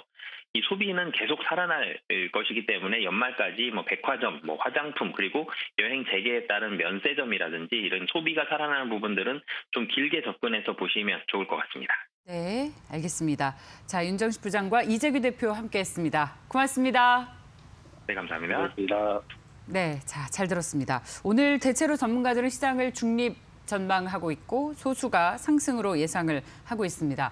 오늘 코스피는 3,266, 8포인트 상승, 코스닥도 998, 소폭의 오름세로 시작을 할 것으로 예상이 되고 있습니다. 오늘 동시효과 개장 상황을 최효은 캐스터가 전해드리겠습니다. 네, 오늘의 예상 체결가 함께 알아보고 가도록 하겠습니다. 간밤 뉴욕 증시 3대 지수 모두 하락하면서 거래를 마쳤습니다. 특히나 최근 큰 폭의 상승이 나왔던 나스닥 지수가 0.7%의 하락세로 거래를 마감했습니다. 이번 주 글로벌 증시는 이 FOMC 결과를 대기하면서 보합권에서 거래를 계속하고 되고 있는 상황인데요. 오늘 코스피와 코스닥 양시장 모두 이 강보합 출발 예상되고 있습니다. 코스피는요 0.23% 상승하면서 3,265선 출발 현재 집계가 되고 있는 상황이고 코스닥 0.14% 강보합 998포인트 현재 출발할 것으로 보여집니다. 시가총액 상위 종목들의 흐름 함께 만나보시죠. 네, 어제 우리 시장에서 외국인들이 5번째로 가장 많이 사들인 종목이 바로 삼성전자였습니다. 특히나 어제 시장에서 모건 스탠리가 64만 주 이상을 사들이면서 어제 삼성전자는 81,200원대까지 고가를 터치하기도 했습니다. 특히나 이 시장에서 기술적인 패턴으로 추세 전환의 시그널로 해석이 되는 십자 양봉으로 거래를 마감했는데요. 오늘은 강보합으로 집계되고 있습니다. 81,200원대 다시 한번 300원 올라가면서 8만 원대에서 8만 1,000원대까지 진입하면서 거래 출발할 것으로 보여집니다. SK하이닉스 현재 보합 출발 예상되고 있는데요. 12만 8,500원대 출발 예상됩니다. 특히나 SK하이닉스는요. 이사회가 CEO를 평가한다라는 소식이 있었습니다. 제조업계로서는 최초라고 하는데요. 계속해서 사업 역량을 강화하고 있는 모습입니다. 그리고 카카오가 이제 국민주가 됐습니다. 어제 시총 3위권까지 진입을 했죠. 오늘은 약보합 출발 현재 예상이 되고 있는 상황인데 14만 4천 원대 집계가 되고 있습니다. 7거래 연속 이 카카오는 상승 흐름을 이어가고 있습니다. 어제 수급면에선 좀 엇갈렸는데요. 외국인들은 카카오 어제 차익을 실현하는 모습이었지만요. 기관은 다시 한번 매수 포지션을 취했습니다. 그리고 네이버 오늘은 38만 7천 원대 시초가 형성될 것으로 보여집니다. 6위부터 10위까지도 함께 만나보시죠. 네, 1위부터 5위까지 혼조 흐름 예상되고 있는 가운데 삼성 바이오로직스 약보합 출발할 것으로 보여집니다. 84만 원대 출발 예상되고 있는 상황이고 현대차가 0.4%의 오름세로 출발할 것으로 보여집니다. 23만 8천 원대 집계되고 있는 상황이고요. 삼성 SDI 강보합 출발 예상되고 있네요. 65만 4천 원대. 어제장보다 1,000원 오른 65만 4천 원대 출발 현재 바라보고 있는 상황이고 셀트리온 1% 가까운 상승 출발 예상되고 있습니다. 27만 7,500원대 출발 예상되고 있는 상황인데요. 일단 오늘 KTB 투자증권 측에서는요. 셀트리온의 레키로나주가 유럽 수출이 주가의 모멘텀이 될 것이다라는 이 언급이 나왔습니다. 기대감 계속해서 나오고 있는 상황이고 기아가 오늘 88,400원대 집계되고 있습니다. 11위부터 15위까지 함께 만나보시죠. 네, 포스코가 오늘 다시 한번 1%의 상승 탄력을 받을 것으로 보여지네요. 34만 6,500원대. 증권사에서는 계속해서 포스코에 대한 긍정적인 투자 의견을 밝히고 있습니다. 철강석의 가격이 계속해서 올라가고 있기 때문에 포스코의 주가도 역시나 마찬가지로 우상향할 것이고 실적도 향상될 것이다라는 기대감 나오고 있습니다. 그리고 현대모비스 현재 보합 출발 예상됩니다. 28만 9천 원대. 그리고 어제 우리 시장에서 외국인들이 가장 많이 사들인 종목이 바로 이 SK이노베이션입니다. 오늘은 보합으로 출발할 것으로 보여지는데요. 28만 8,500원대 시초가 형성이 되고 있는 상황입니다. LG전자 약보합 출발 현재 예상되고 있고 15만 8천 원대. 그리고 삼성물산은 0.36% 약보합 13만 7,500원대로 집계되고 있습니다. 네, 이어서 코스닥 시장으로 옮겨가 보도록 하겠습니다. 네, 코스닥 1위부터 5위까지 셀트리온 헬스케어 오늘도 상승 흐름 이어갈 것으로 보여지는데요. 0.58%의 상승 흐름 현재 집계되고 있습니다. 어제보다 700원 오르면서 12만 원대에서 12만 1천 원대까지 올라가면서 현재 출발할 것으로 보여지고요. 셀트리온 제약 15만 300원대 출발 현재 예상되고 있습니다. 카카오게임즈 0.35%의 강보합으로 출발할 것으로 보여지는데 5만 7,900원대 출발 현재 예상되고 있습니다. 특히나 기관의 이 수급이 눈에 띕니다. 20거래일 동안 하루를 제외하고 기관은 카카오게임즈를 매수하고 있습니다. 그리고 파워러비스가 이번 주에 5위권에서 4위권까지 진입을 했는데 오늘은 소폭 빠지네요. 6만 4,700원대 출발 예상되고 있고 에코프로비엠은 1% 넘는 강세 출발이 예상되고 있습니다. 19만 3천 원대 시초가 형성하고 있습니다. 네, 지금까지 예상 체결가 알아봤습니다.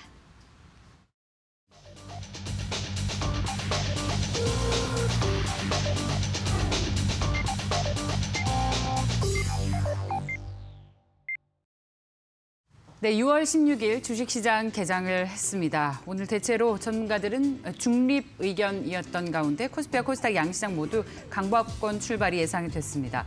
코스피도 오름세를 유지했고 코스닥도 오름세를 유지하면서 출발을 했습니다. 3,260 그리고 코스닥은 997로 시작을 했습니다. 달러에 대한 원화의 환율은 1.4원 오른 1,118.4원으로 개장을 했습니다. 시가총액 상위 종목군도 오늘은 대체로 하락세로 시작을 하고 있습니다. 시장 대표 종목인 삼성전자가 0.5% 정도의 강보합권으로 시작을 해서 81,400원을 기록하고 있고 이외에는 대체로 하락세입니다. 눈에 띄는 상승 종목만 얘기를 하면 현대차가 플러스 0.4 기록을 하고 있고요. 반면에 기아는 소폭의 내림세, 그리고 LG생활건강이 오늘 흐름이 좋네요. 2% 넘게 오르면서 160만 2천 원을 기록을 하고 있습니다. 금융주들도 상대적으로 쉬어갔었죠. 그런데 오늘은 반등이 나오고 있습니다. KB금융, 신한지주 오늘 0.7 그리고 0.3% 플러스고요. 한국전력이 1.3%의 상승 기록하고 있습니다. 하나금융지주도 오늘 플러스권의 흐름으로 어제 저희 김민수 대표께서 금융주를 좀 보자라고 얘기를 해주셨는데 오늘 은행주도 일제히 오르는 모습이고요. 자, 넷마블이 0.4% 플러스, 한국조선해양 그리고 한온시스템, 우리금융지주도 시장 대비 돋보이는 상승 흐름을 나타내고 있습니다. 코스피와 코스닥 양시장은 보합권에서 소폭의 내림세로 전환을 한 모습입니다. 자, 오늘 대체로 하락세로 시작하고 있는 우리 시장 두 분의 전문가와 함께 이야기를 나눠보도록 하겠습니다. 레몬리서치의 김민수 대표와 루크투자연구소의 임순재 소장 나오셨습니다. 안녕하십니까? 네, 안녕하세요. 대표님께서 증권주 보라고 하셨는데 오늘 금융주들이 일제히 반등하고 있습니다. 네, 일단 하나 섹터만 볼 게 아니라 지금은 또 시장 전반적인 흐름도 체크를 해야 되겠죠. 그런 쪽에서 아침 시장 분위기는 그냥 그렇습니다. 네. 코스피는 0.9포인트 올라서 3,259. 특히 오늘 같은 날 뭔가 좀 빠르게 움직이기는 좀 그렇겠죠. 그런 쪽에서 약간 소폭의 강세, 그리고 코스닥은 소폭 약세 이 정도로 출발을 하고 있는데 오늘 수급은 그래도 외국인들 쪽에서 코스피는 매수, 코스닥은 매도. 근데 선물은 좀 매도 폭이 아침치고는 조금 좀 많은 그런 쪽으로 나오고 있고요. 기관은 양시장 모두 매도로 대응을 하고 있는 상황들에서 일단 앞으로의 변화들 살짝 특히 이제 외국인들의 특히 수급 흐름 쪽에서 매수세가 계속 이어지는지 체크해야 될 것 같고요. 어떤 업종별로 동향을 살펴보게 되면 일단 지금 가장 시장에서 많이 오른 쪽은 은행 업종이 상승폭이 크고 그다음에 종이 목재 그리고 전기가스 건설업 약간 경기 민감 쪽에 가까운 종목들이 오늘 살짝 더 움직이고 있는데 그동안에 좀 움직였었던 섬유의복 그리고 의약품 비금속 기기업종 이런 쪽은 약간 차익 매물이 좀 나오고 있다라고 관점 쪽으로 바라보고 있고요. 특히 섹터별로 봤었을 때는 지금 LPG 관련된 쪽의 종목, 특히 중앙에너비스가 주가가 강하게 올라가고 있고 흥구석유라고 하는 솔직히 뭐 이렇게 실체가 강하다고 보긴 힘든 쪽인데 네. 유가가 올라갈 때마다 움직이는 대표 주자죠. 이런 쪽이 상승세를 보여주고 있고 오늘 또 전선주 쪽도 대원전선이 다시 강한 상승세가 이어가다 보니까 이런 쪽으로 매기가 쏠리는데 아직 뭐 대한전선이나 이런 쪽으로는 가치 변화는 좀 없다라고 봐야 될 것 같고요. 그런 쪽에서 또 정유주도 오늘 강세죠. 그래서 전반적인 GS, S-오일 중심으로 강한 상승세가 이끌어지고 있다라는 쪽으로는 눈에 띄고 있고요. 시가총액 상위 종목들로 봤었을 때는 일단 뭐 거의 정체입니다. 그런 쪽에서 아무래도 삼성전자의 상승세가 약간 시장을 그리고 지수를 좀 방어하는 느낌이다라고 보여지고 있는데 그중에서 시가총액 상위 종목 중에서 현대차가 한 1%대 이상 상승세를 보이면서 오늘 아침에 나왔던 얘기는 반도체 쇼티지 때문에 현대차의 이익이 그렇게 크게 훼손되지 않을 것이다 라는 쪽에 대해서 오히려 지금 자동차가 잘 출하량이 제대로 안 나오게 되면은 그동안 판매 딜러들한테 인센티브를 많이 주게 되죠. 근데 그걸 많이 안 주다 보니까 오히려 실적 흐름들은 훨씬 더 미국 쪽에서 좋아질 것이다 라는 쪽의 분석이 나오고 있는데 그래도 출하가 잘 돼야 되겠죠. 네. 이런 부분들은 좀 더 체크해봐야 될 것 같고요. 그런 쪽에서 오늘 또 하나 LG생활건강 앞서 말씀하셨는데 지금 3일째 가파르게 상승세가 이어지다 보니까 화장품주 쪽에 대한 재조명이 살짝 들어오고 있는데 이 부분은 내일 모레 6월 18일이죠. 6.18에 U18 맞나요? 이게 중국의 또 하나 제2의 광군제. 네. 그러면서 지금 상당히 뜨겁습니다. 네. 근데 여기서 판매되는 품목을 보다 보니까 물론 지금 징둥닷컴에서 집계한 10가지 가장 판매량이 좋은 흐름을 보게 되면 의외로 국내 업체들이 2개가 들어가 있는데 다 비상장 쪽입니다. 스타일란다의 3C라고 아십니까? 그럼요. 예. 화장품, 대표적인 화장품입니다. 저는 처음 들어봤습니다. 그렇군요. 네, 노트에 적었는데요. 몰라서. 어디냐면 어떻게 하시냐면 네. 명동에 있는 롯데백화점에 가면은 네. 아주 크게 광고가 붙어 있거든요. 예, 그게 그거군요. 3C예요. 예. 그러니까 그 몽환적으로 생긴 여자 모델이 네. 광고하고 사진 찍어서 확인시켜 드리겠습니다.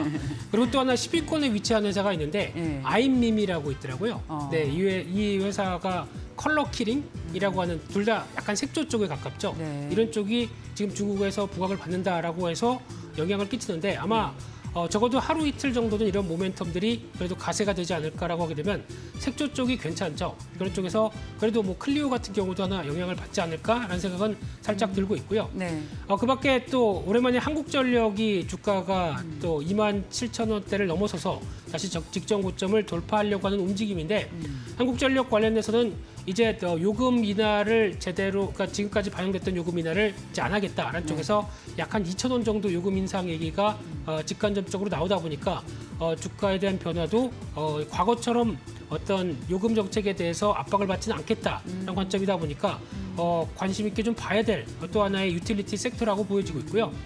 그런 쪽에서 또 오늘 HMM은 1.5%대 상승으로 보이면서 최근에 나왔던 이슈를 다시 딛고 일어서려고 합니다. 어제 컨테이너선 운임 지수도 또 올라갔죠. 네. 그러다 보니까 여전히 실적 관련된 베이스는 오버행 이슈가 있다고 하더라도 이 부분만 챙긴다라고 하게 되면 계속 일단은 눌렸을 때는 관심 있게 봐야 된다는 흐름들은 눈여겨 봐야 될 것 같고요.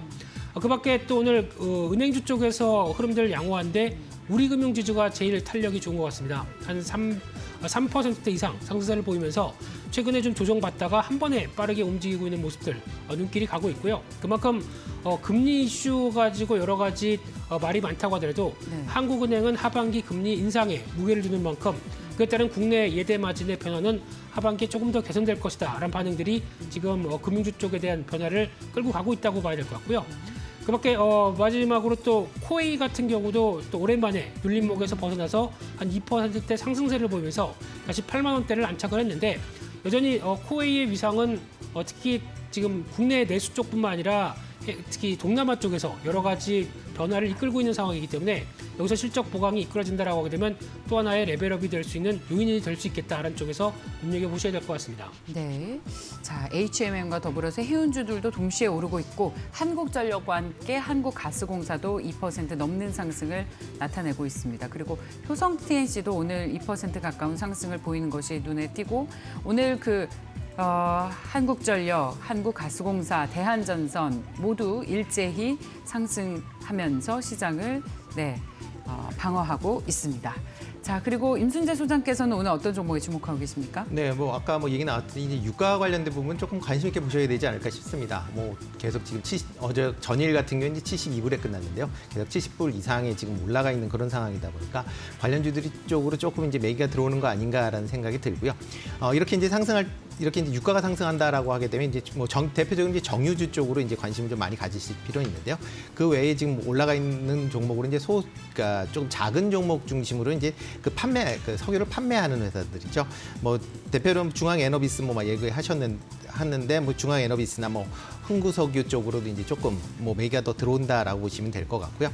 또 하나 이제 장 전체적으로 보면 조금 지금 조정을 보이고 있는, 그러니까 심리적으로 보면 조금 조정을 보이지 않나 싶습니다. 특히 FOMC 회의 때문에 조금 주춤하는 그런 틈새에 보면 금일 같은 경우는 또 정치 테마주 쪽으로 조금 강한 그런 모습을 좀 보이고 있습니다. 뭐 대표적으로 뭐 윤석열 그 테마주다라고 지금 뭐 얘기가 되는 곳 쪽 중심으로 해서 지금 조금 이제 강세를 좀 보이고 있다라고 보시면 될 것 같고요.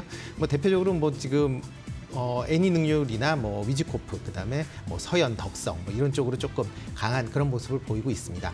또 하나는 뭐 대형주 중심으로는 뭐 전기전자하고 이제 자동차 관련주 쪽으로 조금 이제 매기가 들어오고 있는데요. 특히 이제 외국인들이 뭐 금일 같은 경우 지금 1,000억 이상 아침에 지금 순매수를 하는 그런 모습을 보이고 있습니다. 이렇게 이제 매수를 많이 한다라는 것 자체는 일단 뭐 내일 FOMC 관련 회의 그러니까 전일에 이제 미국 물가 수준이 뭐 일단 일시적인 것이다라는 걸 좀 방증하는 거 아닌가라는 생각도 들고요. 아마 대형 성장주 쪽으로는 아마 추가적인 매수도 가능하지 않을까라는 생각을 하고 있습니다. 그래서 아마 지수도 뭐 지금보다는 추가적으로 상승할 수 있지 않을까 좀 생각을 좀 하고 있고요. 최근 이제 수주가 좀 늘어났었던 그 조선 쪽으로 오늘 조금 좀 강한 모습을 보이고 있습니다. 한국조선해양 같은 경우 지금 한 2% 넘게 지금 올라 있고요. 그다음에 삼성 미포조선 같은 경우도 지금 뭐 2,300원 올라 있는 뭐 86,100원 정도 되니까요. 일단 뭐 조선주 같은 경우 최근 수주가 많이 늘어난다라는 게 조금 뭐 강한 그런 모습이고요. 대신 이제 들어가는 이제 비용이 상당히적으로 컸었던 이제 철강 관련된 그 가격이 조금 안정이 되는 그런 모습을 보이다 보니까 관련된 좀 기대감이 뭐 선반영되는 거 아닌가라는 생각을 좀 하고 있습니다. 또 업종적으로 본다라면 뭐 금융업종 같은 경우는 뭐 중간 배당 얘기가 계속 지금 나오고 있습니다. 뭐 대표적으로 뭐 하나금융지주 같은 경우는 뭐 중간 배당을 하는 걸로 뭐 확정이 된 것 같고요. 그다음에 우리 금융지주나 아니면 KB금융 같은 경우도 지금 중간 배당을 뭐 적극적으로 지금 검토를 하고 있는 그런 상황입니다. 이렇게 중간 배당을 한다라고 하게 되면 뭐 최근 같은 이제 조금 불안한 시장 내에서는 이런 중간 배당에 대한 이제 기대감을 조금 가지실 필요는 있지 않을까 싶고요. 뭐 최근 이제 실질적 에 관련된 부분도 계속 얘기 나오고 있는데 금융주 자체는 뭐 중간 배당을 해도 실적의 영향에는 뭐 큰 영향이 없기 때문에 관련주 쪽으로 조금 관심 있게 보실 필요는 있고요. 또 하나가 금리에 좀 강하고 있는 부분이 이제 보험 관련 쪽입니다. 보험 관련 쪽도 지금 뭐 비교적 조금 강한 그런 모습을 좀 보이고 있으니까요. 보험 쪽으로도 조금씩 관심을 뭐 보이실 필요는 있고요. 그다음에 이제 백신 접종이 이제 상대적으로 조금 많이 진척이 되다 보니까 관련된 이제 소매 관련 쪽으로 조금 이제 매기가 좀 들어오고 있는데요. 대표적으로 뭐 대구백화점이나 신세계 뭐 그다음에 베뉴지 뭐 이런 쪽으로 지금 뭐 매기가 조금 들어온다라고 보시면 될 것 같고요. 그다음에 또 하나 이제 관심 있게 보셔야 될 부분은 이제 여행 관련 업종이다라고 보시면 될 것 같습니다. 뭐 전일 같은 경우는 조금 조정을 보였는데요. 어차피 최근 시장 자체가 계속 이제 순환매입니다. 그러니까 순환매다 보니까 어떤 한 업종이나 섹터가 올랐다라고 하게 되면 뭐 그 다음 날 뭐 조금 조정을 보이는 그런 모습을 보이고 있는데요. 전일 조정을 보였다라면 아마 금일이나 아니면 내일 정도, 그러니까 2, 3일 정도 텀을 두고 현재 등락이 좀 엇갈린다라고 보시면 뭐 금일 같은 경우에는 뭐 여행 관련주 쪽으로도 조금 관심 있게 보시면 되지 않을까 싶어서요. 그다음에 노량풍선이나 뭐 좋은 여행, 그다음에 모투어 쪽이 좀 강한 그런 모습을 좀 보이고 있습니다. 김민수 대표님 계속해서 시장의 특징 어떤 걸로 잡고 계십니까? 네, 전해주시죠. 가장 큰 시장의 특징은 시장이 신고가를 돌파했다는 겁니다. 네.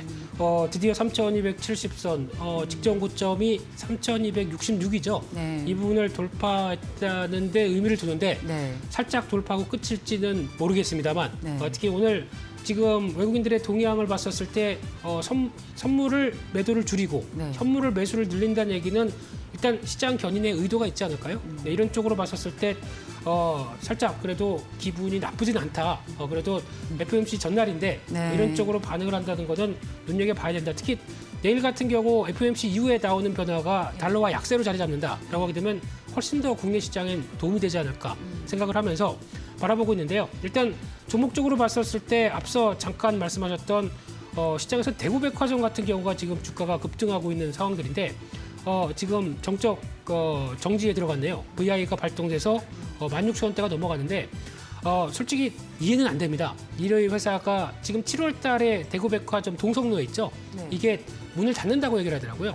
그리고 여기다 아직 이제 추가적으로 주상복합을 질지 뭐 어떤 여러 가지 변화를 이끈다고는 하는데 막상 문을 닫는데 주가가 이렇게 올라가나요? 그런 쪽에서 지금까지 보였던 실적이나 기업 내용 가지고는 설명이 안 된다라는 관점 쪽에서 제가 보기에는 추경 매수하는 건 그렇게 썩 좋지 않지 않을까라는 쪽에서 뭐 시세만 잠깐 보고 빠져나오겠다라고 하시는 전략은 몰라도 약간 펀더멘탈에 대해서는 생각을 해봐야 된다라는 관점 쪽에서 살짝 중요한 부분들을 말씀드려야 될 것 같고요. 네. 또 하나 주가가 오늘 또 강한 종목 중에서 화학 종목 쪽의 태경케미칼이 강세입니다. 네. 이 회사는 전통적으로 어제부터 주가 탄력을 받는데 나오는 가장 큰 이유가 탄산가스 관련된 쪽에서 그래도 여름은 이쪽이 성수기죠. 그런 쪽에서 아이스를 좀 보존시키는 쪽, 특히 베스킨라빈스 가보시게 되면 이렇게 깔아주죠. 이런 것부터 거기다가 이제 나오고 있는 추가적인 전자 재료 쪽으로 들어가는 부분도 조금씩 늘어나다 보니까 부각을 받고 있다는 관점 쪽에서 뭐 태경 케미칼, 태경 산업도 연장돼서 시장에서 드라이 아이스네요. 이게 생각이 안 나가지고요. 네. 그래서 이런 부분들이 아무래도 주가는 한번 견인을 할 수 있겠다. 특히 지난번에 초저온 냉동 관련된 쪽에서 백신 관련주 쪽으로 연관을 시켰지만은 그보다 더 최근에 나오고 있는 어떤 제품 가격의 동향을 보게 되면 탄산가스도 괜찮다라는 쪽도 눈길이 가고 있고요. 그 밖에 또 주가가 꾸준하게 강한 종목 중에서 하나 지난번에 살짝 언급은 드렸었는데 리드코프라는 종목이 있습니다. 네, 이 회사가 지금 주가는 벌써 신고가가 나오기 시작하면서 꾸준한 강세가 이어가고 있는 상황들인데 금융주 쪽에서도 부각을 받고 있는 또 하나의 대부업체죠. 대부업체인데 특히 금리가 계속 최고 이율이 낮아지다 보니까 이런 대부업체들이 하나씩 빠져나가고 있고 또 일본계 쪽도 다 나가고 있는 상황들이죠. 그러다 보니까 약간 독점적 지위를 유지하고 있다는 관점 쪽에서 계속 시장은 좀 더 긍정적으로 바라보고 있는 부분들 한번 또 체크하셔야 될 것 같습니다. 역사적 신고가네요. 레드코프가 어느새 11,200원. 지금도 투자 매력 있다고 보세요? 지금 이 상태에서 사시는 것보다는 네. 살짝 한 11,000원대 밑에서 단기 눌림목 노려보시는 게 좋지 않을까 생각되고 있고요. 네. 특히 이 회사 같은 경우는 특히 지금까지 보셨던 아마 여러 가지 이제 그동안 쌓였던 업력으로 아마 여러 가지 변화, 특히 제도권에 들어오려고 준비를 하는 상황이 아닌가 생각됩니다. 아, 그래요? 네, 그런 쪽에서 이제 상장사 지분들도 관심이 있는 쪽으로 나오지 않나 생각되고 있는데 이런 변화들도 앞으로 지켜보셔야 될 것 같습니다. 뭐랄까 기업의 체질 개선, 체질 변화가 기대가 되는 그런 상장사이군요. 네, 그렇습니다. 신고가를 기록하고 있는 리드코프를 봤습니다. 그리고 이 디스플레이 관련 주식에도 계속 좀 관심을 꾸준히 가지셨었는데, 대표님 그 디스플레이 시장이 OLED 전환이 가속화되고 있다. 네. 그리고 관련주에 관심을 가져보자라는 투자 의견 갖고 계시는데 좀 자세하게 설명을 해주시죠. 네, 한 두어 달 전부터 OLED 쪽에서 관심이 높았다가 한 두 달 동안 거의 그냥 가라앉는 바람에 고생을 많이 했었는데 쉬었다가. 그런 쪽에서 이제 한 빠르게 4, 5일 만에 다 올라왔습니다. 그런 쪽에서 덕산 테코피아라는 종목 계속 관심 있게 보고 있는데요. 이 회사 같은 경우는 일단 주목을 하고 있는 게 OLED 쪽과 반도체 쪽을 모두 다 어우르고 있는데 일단 OLED 쪽이 매출의 절반 이상이다 보니까 이쪽이 계속 관심 있게 봐야 될 부분들이고요. 특히 덕산 네오룩스를 통해서 유기재료를 공급한다는 관점 쪽에서 네오룩스가 잘 나가게 되면 거기서 같이 연관돼서 나오는 실적은 당연히 좋다라는 쪽인데 또 하나 반도체 재료 쪽에서 프리커서라고 하는 부분들이 있는데 이쪽과 관련된 쪽은 이제 낸드 쪽에서 삼성전자가 투자를 늘려가면서 나오는 부분을 생각한다라고 하게 되면 올해 실적의 사상 최대 실적이 나오는 근거는 여기 있다고 봐야 될 것 같고요. 그러다 보니까 이런 부분들이 가세가 되면서 움직인다라고 하게 되면 아무래도 올해 67% 정도 늘어날 걸로 보여지는 만큼 그만큼 매출에서 차지하는 비중이 훨씬 더 높아지겠죠. 그러다 보니까 실적에 대한 기대감이 높아진다라고 하게 되면 지금까지 보여줬던 지난 1월 달에 나왔던 고점보다 훨씬 더 올라갈 수 있겠다는 관점 쪽에서 박스권 상단부를 돌파한다는 쪽에 무게를 두면서 전략을 짜시는 게 좋겠다고 보여지고 있고요. 그러다 보니까 일단 21,000원대 아침은 그 밑에서 시작했네요. 21,000원대 중심으로 매수하는 전략과 함께 열자 목표가는 25,000원대로 말씀드리고 싶고요.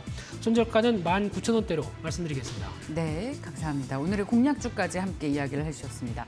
자, 임순재 소장께서는 특별히 어떤 종목에 관심 보이고 계세요? 네, 제가 오늘 관심 있게 갖고 온 했는데 이제 일단 그 대표님이 먼저 좀 얘기를 하셨는데요. 태경케미칼입니다. 태경케미칼 조금 전에 이제 말씀을 하셨는데 일단 여름 관련된 가장 성수기에 이제 좀 테마주다라고 보시면 될 것 같고요. 국내 최대 이제 액체 탄산 그다음에 드라이 아이스 제조 업체다라고 보시면 될 것 같습니다. 일단 시장 점유율 자체가 액체 탄산은 25%, 그다음에 드라이 아이스는 29%로 이제 업계 1위다라고 보시면 될 것 같고요. 이게 이제 들어가는 그 가스 자체가 이제 산업용 가스를 이제 주로 생산을 합니다. 그래서 철강 절단이나 그다음에 용접용을 이제 많이 사용한다라고 보시면 될 것 같고요. 최근에 이제 실적들이 상당히 좋아지고 있는데 이렇게 좋아진 거는 원래 본업을 갖고 있는 용접용 가스가 잘 팔린다라기보다는 일단 신선 식품에 대한 요즘에 이제 배송에 관련된 이제 이슈가 좀 많이 얘기가 나오고 있습니다. 그러다 보니까 1분기 중에서 드라이 아이스의 그 신선 관련 쪽 매출이 한 83% 정도 이제 증가하는 그런 모습을 보이고 있습니다. 그러니까 그만큼 이제 어떻게 보면 이제 최근에 이제 배송이 늘어나면서 관련된 이제 부분이 좀 더 강조를 강화되지 않을까라는 생각이 들고 있고요.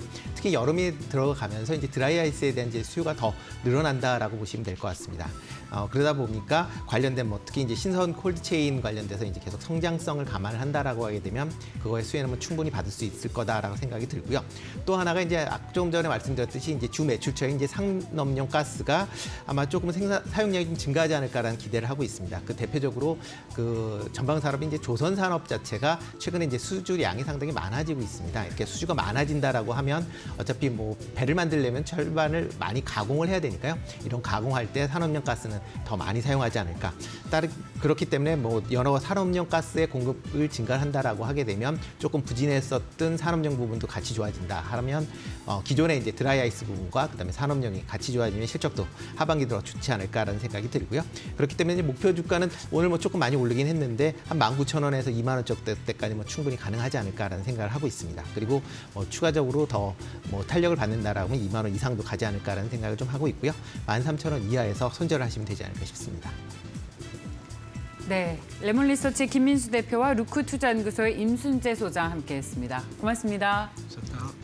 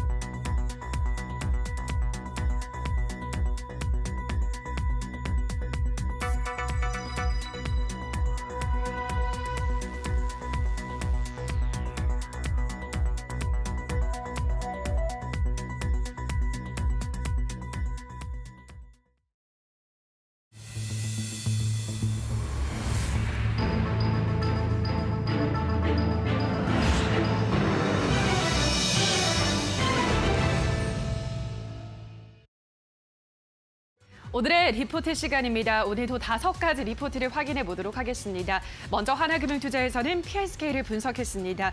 PSK는 반도체 전공정 장비 시장에서 미국의 램 리서치와 경쟁하고 있는데요. 감광액과 산화막 등을 제거하는 장비를 주력으로 생산하고 있습니다. 최근 신규 시설 투자에 대한 공시를 했는데 이에 따른 연구개발 인재풀을 확보해 나갈 것으로 기대되고 있습니다. 지난 2019년에 기업 분할을 한 이후로 올해 실적 턴어라운드와 더불어서 제품 포트폴리오와 고객사 포트폴리오 측면에서 보폭이 커지고 있다는 점 긍정적으로 평가했습니다. 자, 계속해서 IBK 투자증권에서는 인산가를 다뤘습니다. 인산가는 주경과 그 관련한 제품을 생산하는 업체인데요. 국내에서 부동의 시장 점유율 1위를 차지하고 있습니다. 1분기에는 코로나 장기화로 판매가 호조세를 보이면서 역대 최고 매출액을 기록했는데요. 우수 회원을 중심으로 이 증가 추이를 보이고 있는 만큼 신규 프리미엄 HMR 제품이 전사 실적의 성장을 견인할 것으로 전망했습니다. 자, 계속해서 한국투자증권에서는 LNC 바이오를 분석했습니다. 작년 말 LNC 주가는 중국 진출이 지연된다는 우려에 따라 하락했는데요. 현재 주가는 고점 대비 58%에 불과한 반면에 국내 피부 이식제 시장에서 높은 점유율을 바탕으로 지속적인 실적 호전이 이뤄질 것으로 평가했습니다. 또 해외 진출과 신제품에 대한 기대감이 살아있기 때문에 앞으로 실적만 이어진다면 높은 밸류에이션은 지속될 것으로 판단했습니다.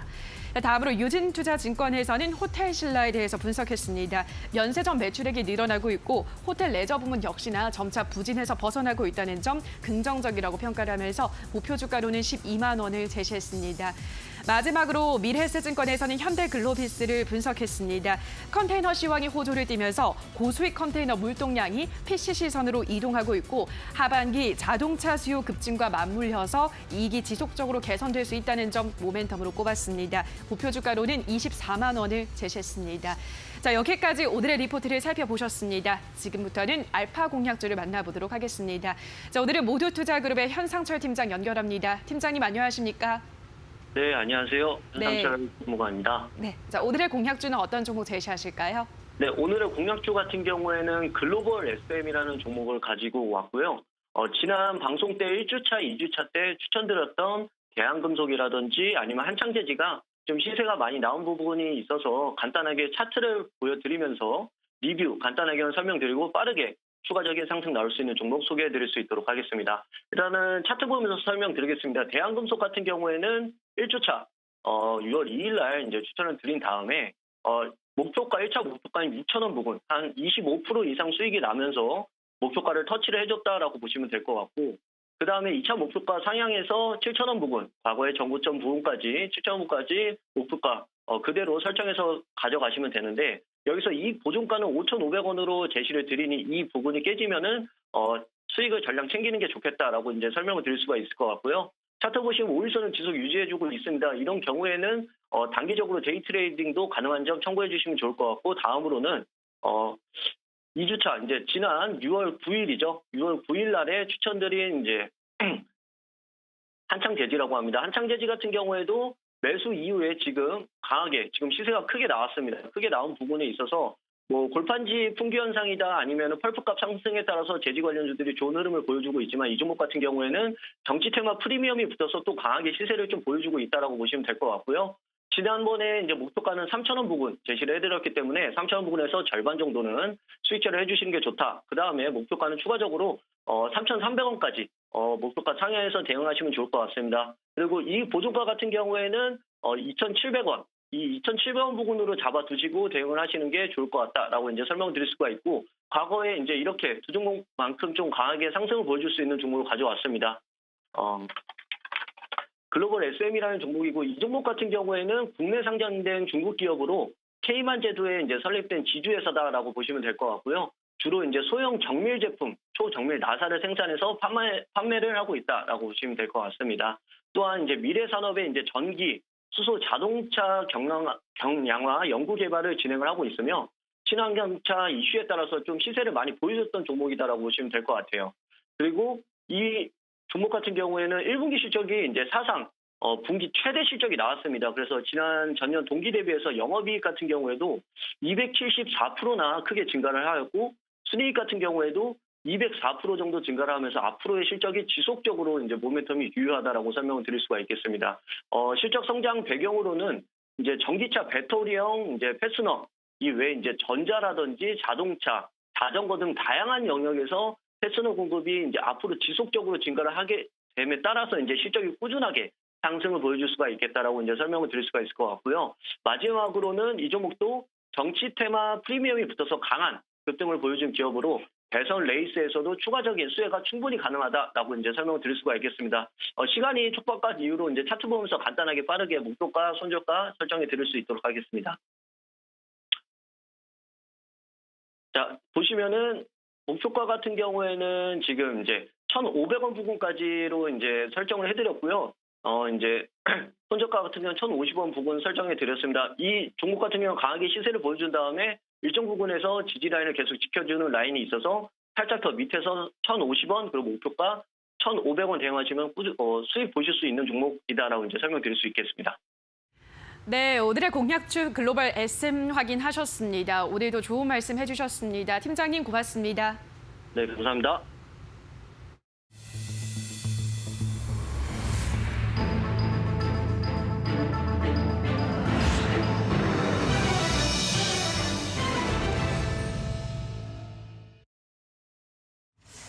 자, 이제 이번 주부터 또 여러분들을 위한 특별한 수요일을 준비를 했습니다.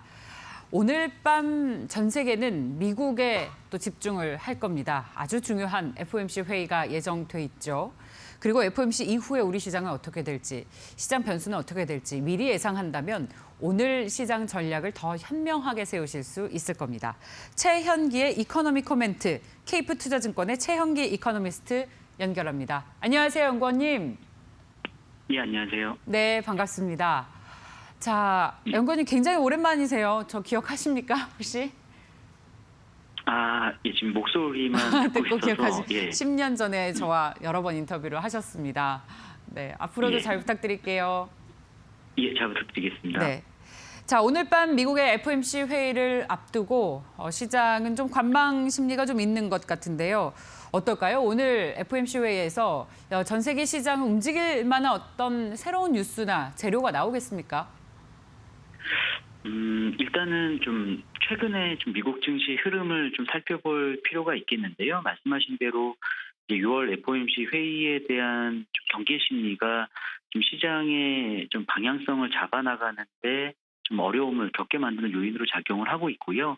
물론 이례적으로 좀 금리가 낮은 상황을 유지하고 있었기 때문에 그간 조정을 받았던 뭐 기술주의 반등도 나타나긴 했었습니다만 또 전일 같은 경우는 좀 기술주 중심으로 좀 차익 실현 매물 출회가 좀 나타났고 또 그 경제 지표가 좀 엇갈리는 모습들이 지금 계속 확인이 되고 있거든요. 그러니까 분명한 거는 미국 경기의 어떤 회복세가 지속될 거다라는 전망은 계속 유효합니다만 단기적으로는 뭐 인플레이션에 대한 우려라든가 뭐 공급망 부족 현상 그리고 또 전일 뭐 소매 판매 결과에서도 알 수 있듯이 아직까지는 이제 고용이 어떤 임금 상승과 맞물려서 회복되는 구간은 아니기 때문에 상당 부분 그 3, 4월 달에 이제 소비가 좋았던 부분은 바이든 정부의 그 재난지원금, 현금 지급의 영향이 컸었기 때문인데요.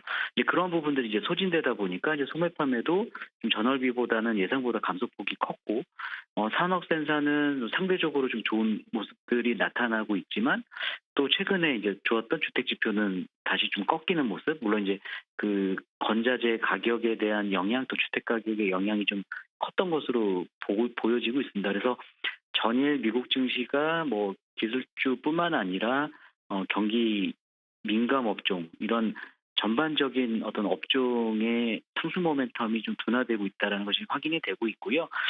궁극적으로 이제 FOMC 회의에서 과연 어떤 결과가 나올지, 그러니까 결과를 좀 확인하고 가자는 좀 스탠스가 좀 최근까지 이어지고 있다라고 보시면 될 것 같습니다.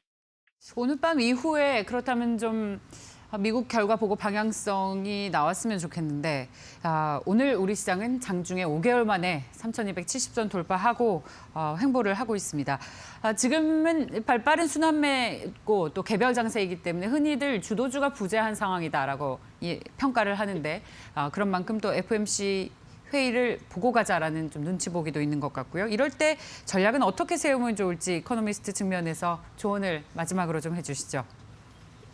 일단은 이번 FOMC 회의에서는 이제 시장이 기대하는 바대로 테이퍼링에 대한 언급은 있을 수는 있겠습니다만 아마 본격적으로 논의하기에는 최근에 이제 고용 지표가 2개월 연속 예상치를 밑돌았고 또 앞서 말씀드린 대로 경제 지표가 이제 부분별 좀 엇갈리는 모습들을 나오고 있기 때문에 위험산 선호 심리가 추가적으로 강화될 거다라고 보기에는 좀 어렵지 않을까라고 생각을 하고 있고요. 물론 단기간에 6월 FOMC 회의에서 이제 테이퍼링 얘기는 크게 나타나지 않고 또 인플레이션에 대한 우려도 좀 높아지지 않는다고 가정하면 뭐 안도랠리는 조금 이어질 수는 있겠습니다만 이게 좀 테이퍼링에 대한 플랜 자체가 확고해질 때까지는 좀 시장의 변동성은 이어질 수 있을 거라고 보고 있고요.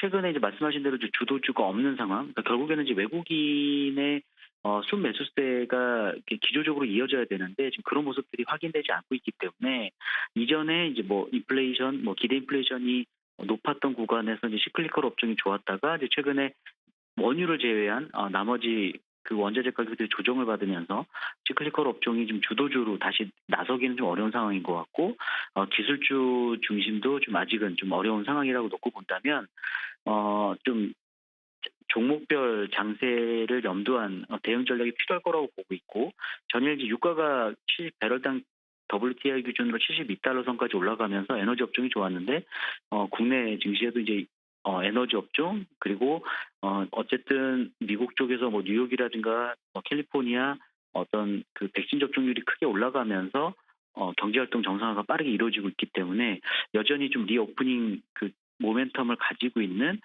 경제 활동 재개주, 뭐 여행주라든가 뭐 레저 이런 쪽의 업종이 지금은 좀 약간 편안한 어떤 구간, 그러니까 매수하기에는 편안한 구간으로 좀 판단을 하고 있습니다.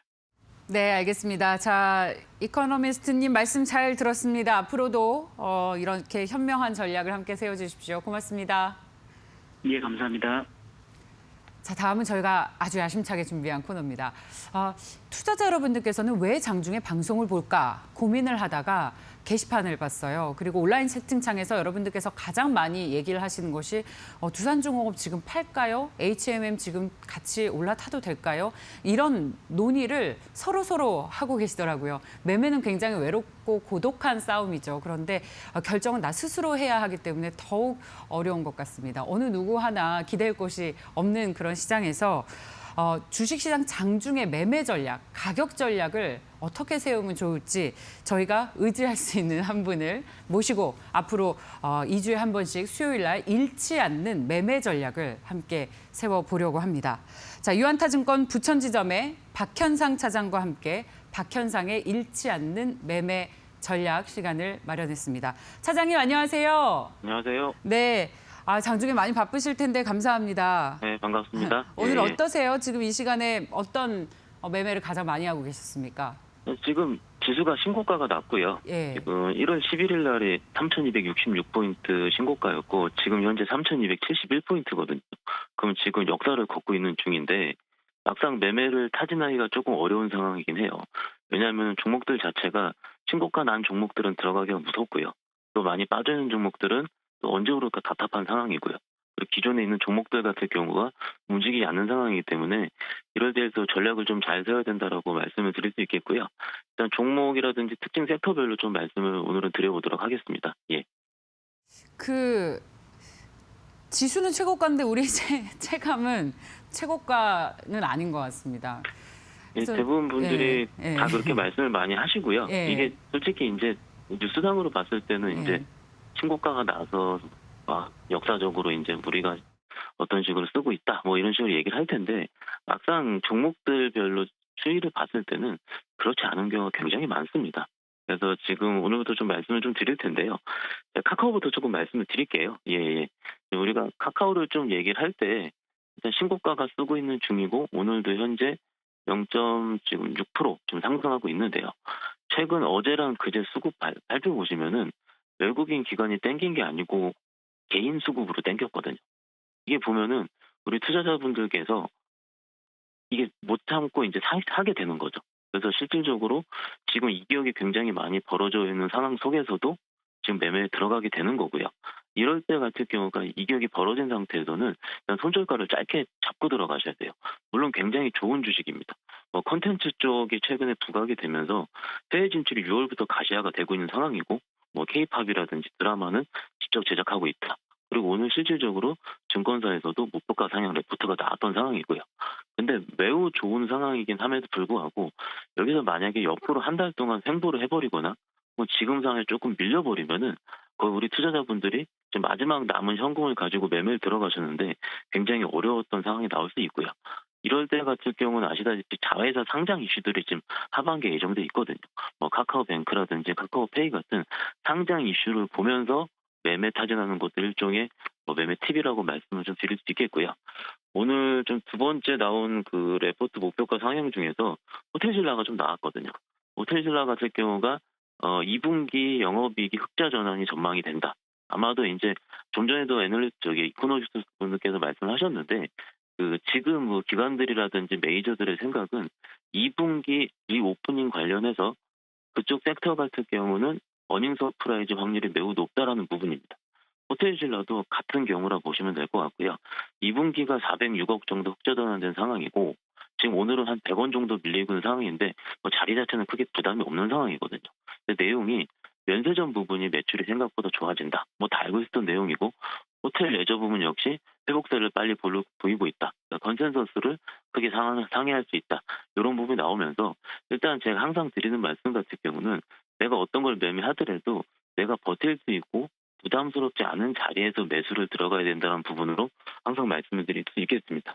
오늘 좀 움직이는 섹터 중에서 좀 말씀드리자면 최근에 아시다시피 화학주가 굉장히 아시다시피 업종 피크아웃 논란으로 굉장히 좀 답답했었다가 어제 지난주부터 조금씩 움직이기 시작을 했고요. 그중에 효성 TNC라는 종목 자체가 신고가가 나온 상황이에요. 오늘 살짝 좀 밀리는 상황이긴 한데요. 스판덱스 쪽 회복이 컨텐츠 수요 회복과 더불어서 올라가고 있다는 상황이고 2분기 실적 컨센상에 하반기 추정치 정도도 지금 계속 상회가 되고 있는 상황입니다. 신고가가 나고 있는 종목들의 특징 같은 경우는 장중의 변동성이 굉장히 크기 때문에 우리가 지금 이 종목이 좋다라고 말씀을 하시더라도 장중에 한 2, 3% 정도 눌릴 때가 많이 있거든요. 그 눌릴 때 분할로 들어가야지 매매하실 때 부담이 적었던 상황으로 항상 말씀드릴 수 있겠고요. 오늘 특징으로 봤을 때는 그 코오롱 인더가 지금 4.7% 정도 상승하고 있는데요. 간략하게 레포트 요약해드리자면은 패션 회복 쪽이 좀 눈에 띈다라는 부분이에요. 코오롱 인더 같은 경우도 굉장히 좋고 실적 추정치도 상향되고 있었던 상황인데 눌렸다가 오늘도 다시 스타트하는 모양이거든요. 그러면은 오히려 이런 종목들 위주로 포트를 꾸린다면 부담이 없을 것 같다라고 일단은 말씀드릴 수 있겠고요. 다행히 자동차가 최근에 주도주였는데 한 며칠 그 아산 공장 셧다운 문제로 좀 눌리다가 오늘 상승하는 것만큼 오늘 지수 같은 경우도 크게 부담이 없는 상황이라고 같이 말씀드릴 수 있겠습니다. 지금 거론해 주신 종목들이 투자자분들이 가장 관심 있는 종목들인데 네. 그중에서 호텔신라가 좀 생각보다 내용이 너무 좋은데 생각보다 주가가 많이 못 갔잖아요. 네네. 근데 그 이외에는 지금 다 신고가 경신하고 네네. 특히 효성TAC 같은 경우에는 차트 보면 아찔합니다. 네. 거의 HMM 주가와 맞먹지 않습니까? 근데 지금 오늘 거론해 주신 그런 기업들 지금 신규로 매수해도 괜찮은 그런 주식들인가요? 좀 전에 말씀을 드리긴 했는데요. 네. 그 효성TNC라든지 카카오 같은 신고가를 쓰면서 성장성을 잡아먹고도 주가에 반영하고 있는 종목들 같은 경우는 솔직히 눌릴 때 매수하는 게 맞아요. 근데 이게 언제 눌리냐 이거죠. 투자자분들 질문하시는 게. 눌리는 것 같은 경우는 두 가지로 나눌 수 있는데 옆으로 가격 조정을 할 수도 있고요. 혹은 기간 조정을 가격 조정할 수도 있고 시간으로 시간 조정을 할 수도 있어요. 근데 그거에 대한 부분은 시장이 선택을 할 텐데 일단 가장 기본적으로는 크게 오를 때 쫓아잡지만 않으시면 되는 것 같고 이럴 때는 눌릴 때마다 장중 분할 매수가 가장 맞다고 생각하고 있습니다. 제일 무서운 게 고점에서 물리는 건데 네네. 지금 이 기업들의 어떤 장점은 여전히 훼손되지 않고 살아있다. 따라서 가격 전략을 잘 세우면 된다라는 말씀으로 네네. 정리를 할 수 있을 것 같습니다. 카카오 같은 경우에는 또 굉장히 많이 올라서 오히려 자회사들의 상장에 지분가치 희석이 되지 않냐는 지적도 있기 네. 때문에 역시 관심을 가져도 들어가기 쉽지 않은 그런 종목이기도 한데 카카오도 여전히 신규 매수 관점도 괜찮다고 보고 계세요, 차장님께서는? 일단 지금 솔직히 용기가 필요한 영역이죠. 네. 대부분 분들이 매매를 정말로 활발하게 하시는 저희식 표현으로 헤비 트레이더라고 얘기를 하거든요. 헤비 트레이더 분들은 들어가요, 지금. 들어가시는데 신규로 우리가 이제 처음 주식을 시작하신 지 1년이 안 된 투자자분들 같은 경우는 지금 구가 같은 경우는 좀 위험한 상황이긴 하고요. 왜냐하면은 가격을 보면은 우리가 매도 손절을 하지 못하는 상황이 있을 수가 있기 때문에 그 가격을 견딜 수가 없다라는 표현을 말씀을 드리는 거고 아직까지 그 자회사 상장 이슈라든 이런 부분은 시장에서 계속 녹아져 있고 그리고 지금 카카오 지금 퍼 환산하면 100배가 넘는 상황이거든요. 그러니까 어느 누구도 들어가기 없는 어려운 상황임에 불구하고 최근 이틀 동안에 개인 수급이 크게 땡기고 있다는 거예요. 그러면은 지금 상황을 나는 항상 저평가된 우량주만 매매해야지 혹은 자리가 부담스럽지 않은 놈들만 매매를 해야지 이런 식으로 하기에는 시장 승리를 쫓아가지 못하니까는 이럴 때는 진짜 그 종목들에 대한 비중을 좀 적게 들어가서 그걸 매매 플레이하는 게 가장 좋다라고 생각하고 있습니다. 네, 너무 싼 주식만 찾다가 오히려 소외될 수도 있다라는 네, 얘기죠. 차장님께서는 그런 장에서 오늘 어떤 종목 관심 갖고 계세요? 일단 저는 저도 이제 오늘 시장 특징으로 여러 종목들을 말씀을 드렸지만 네. 저 개인적인 특징은 오르지 않은 종목을 좀 좋아해요. 그리고 오를 만한 종목들. 지금 투자자분들이 굉장히 많이 궁금해하시는 부분일 텐데요. 항상 원하시고요. 저는 오늘 GST라는 종목을 좀 소개를 시켜드리고 싶어요. 기술적으로 봤을 때 지금 자리는 전혀 부담이 없는 자리이긴 하죠. 근데 반도체 장비 업체라는 부분 다 알고 있었고 이 반도체 장비 업종이 언제 뜰 것 같냐라는 부분이 GST의 매수 포인트가 될 것 같아요. 그러면 지금 기술적으로 봤을 때 삼성전자도 옆으로 횡보하고 있고 반도체 장비주들 몇 개 종목들 빼놓고는 계속 그럴듯한 신고가라는 가격이 나오지 않는 상황인데 GST 같은 경우에 아시다시피 이제 스크러버라고 얘기하는 반도체 공정에 사용하는 유해가스 정화 장치 그리고 디스플레이 공정에 사용하는 온도 유지 장치라는 칠러를 제조하는 업체인데 올해 실적이 굉장히 좋습니다. 지금 올해 EPS 기준 퍼가 한 8배 정도밖에 나오지 않는 상황이고요. 증권사 추정치도 굉장히 지금 상향되고 있는 상황인데 최근에 수급들 보시면은 지금 기관들이 계속 팔아요. 알았던 상황이 기관별 매매 같은 경우는 그 섹터를 로테이션하면서 매매를 하기 때문에 지금은 반도체가 아직은 그렇지 않은 상황이다. 좋지 않은 상황이다 해서 그 종목들을 매도하고 있는 상황이긴 하지만은 실적 면에서는 굉장히 싼 주식이고 기술적으로 봤을 때도 삼각 수렴형 패턴을 이루면서 지금 거래량만 터진다면 언제든지 상승세를 이루어질 수 있는 자리라고 생각할 수 있습니다. 일단 투자자분들마다 그 매매 패턴이 있고 성향이 따로 있을 텐데 일단 지금 뭐 안정적이고 그리고 안정적이더라도 좀 올라갔을 때 좀 빠른 업사이드가 원하시는 종목이라고 저는 개인적으로 생각하고 있고요. 그런 의미로 봤을 때 지금 자리 정도라면 GST 부담이 없을 것 같고요. 목표가 같은 경우는 정고점까지 볼 수 있겠고요. 손절가는 23,000원 이렇게 제재할 수가 있겠습니다. 정고점인 28,850원 부근까지 네네. 추가 상승 여력 보신다라는 말씀이셨습니다. 차장님, 이 장중에 가장 바쁘실 시각인데 이렇게 네. 저희에게 잃지 않는 매매 전략을 전해주셔서 감사합니다. 네, 고맙습니다. 앞으로도 잘 부탁드릴게요. 네, 자주 뵙겠습니다. 네.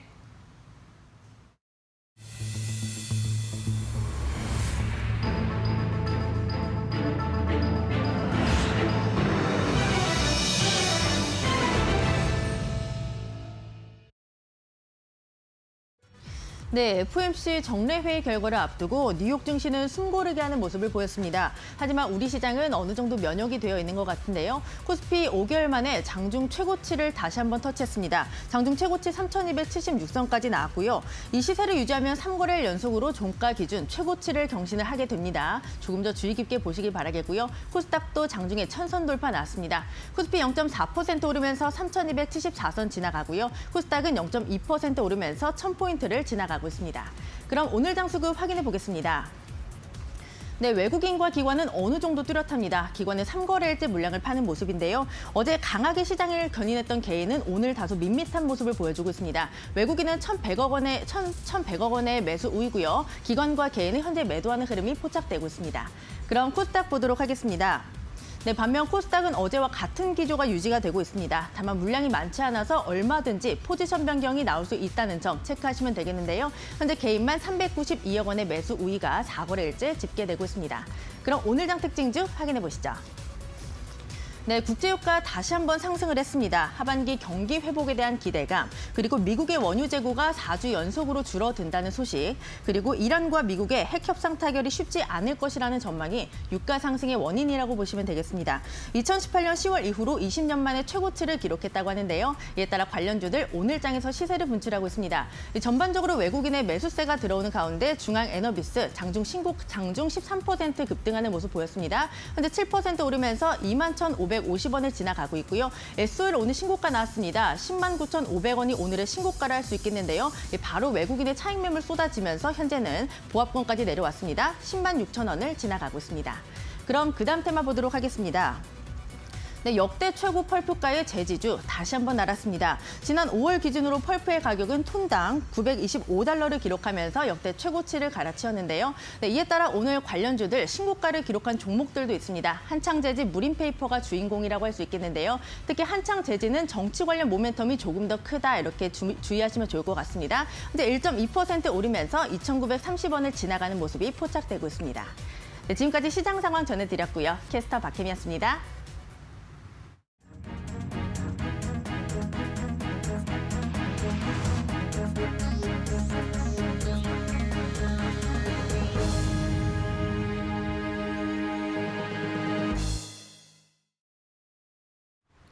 시청자 여러분 안녕하십니까? 이데일리 TV 뉴스 전해드리겠습니다. 첫 소식입니다. 삼성전자와 LG전자 등 국내 대표 전자기업들이 내년 초 열리는 세계 최대 IT 가전 전시회 CES의 오프라인 전시회에 참가하기로 했습니다. 삼성전자와 LG전자는 내년 1월 5일부터 8일까지 미국 라스베이거스에서 열리는 CES 행사의 오프라인 전시에 참여하기로 했다고 오늘 밝혔습니다. 코로나19 팬데믹으로 온라인 행사로 축소 대체됐던 CES가 내년에는 글로벌 IT 자동차 기업들의 신기술 경쟁으로 달아오를 전망입니다. 삼성전자는 내년 CES에서 차세대 TV로 불리는 퀀텀닷 TV를 공개할 가능성이 큽니다. LG전자도 내년에 초고화질 OLED TV 신제품을 플랫폼을 선보이며 최근 주력하고 있는 AI와 로봇 신기술, 전장사업 비전 등을 공개할 것으로 전해졌습니다. 또한 현대차는 도심항공 모빌리티 사업의 미래와 개인용 비행체 등 목적 기반 모빌리티, 로보틱스 등을 선보일 것으로 전망됩니다. 배틀그라운드를 전 세계적으로 흥행시킨 게임사 크래프톤이 중복 청약 막차를 탑니다. IB 업계에 따르면 기업 공개 공모 청약 초대어로 꼽히는 크래프톤이 어제 증권 신고서를 제출했습니다.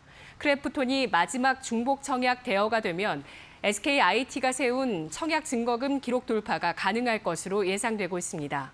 크래프톤의 상장 대표 주관사는 미래에셋증권이며 공동 주관사는 NH투자증권, 크레디트 스위스, 시티글로벌마켓증권, JP모건증권 등입니다.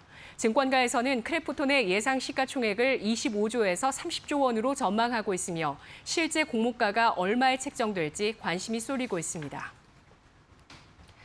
김대지 국세청장이 중소기업의 세무 부담을 완화하기 위해 세무조사 선정 제외 유예 대상을 확대하겠다고 밝혔습니다.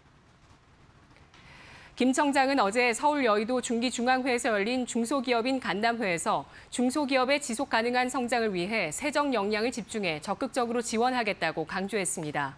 특히 해외 진출 중소기업의 세무 애로사항을 해소하기 위해 현지 세무설명회를 개최하고 기업의 자금 유동성을 지원하기 위해 납부기한을 직권으로 연장하는 등 각종 지원 대책을 적극적으로 집행하겠다고 설명했습니다. 국내 대기업의 중국 생산법인 매출이 최근 4년 사이 30% 가까이 감소한 것으로 나타났습니다. 기업평가 사이트 CEO 스코어가 국내 500대 기업 중 중국 내 생산 법인이 있는 113개사의 320개 법인을 대상으로 2016년 이후 매출을 조사한 결과 이들 법인의 총 매출은 지난해 103조 9,825억 원으로 2016년 대비 27.5% 감소했습니다. 이는 사드 배치 결정으로 인한 중국 내 한한령과 미중 무역 분쟁, 중국 생산 경쟁력 저하로 인한 생산시설 이전 등이 영향을 미친 것으로 분석됩니다. 업종별로는 자동차 부품 업종의 감소폭이 가장 컸으며 기업별로는 삼성전자의 중국 법인 매출이 스마트폰 생산 중단 결정에 따라 가장 많이 감소했습니다. 지금까지 이데일리 TV 뉴스였습니다. 이어서 간추린 소식 전해드립니다.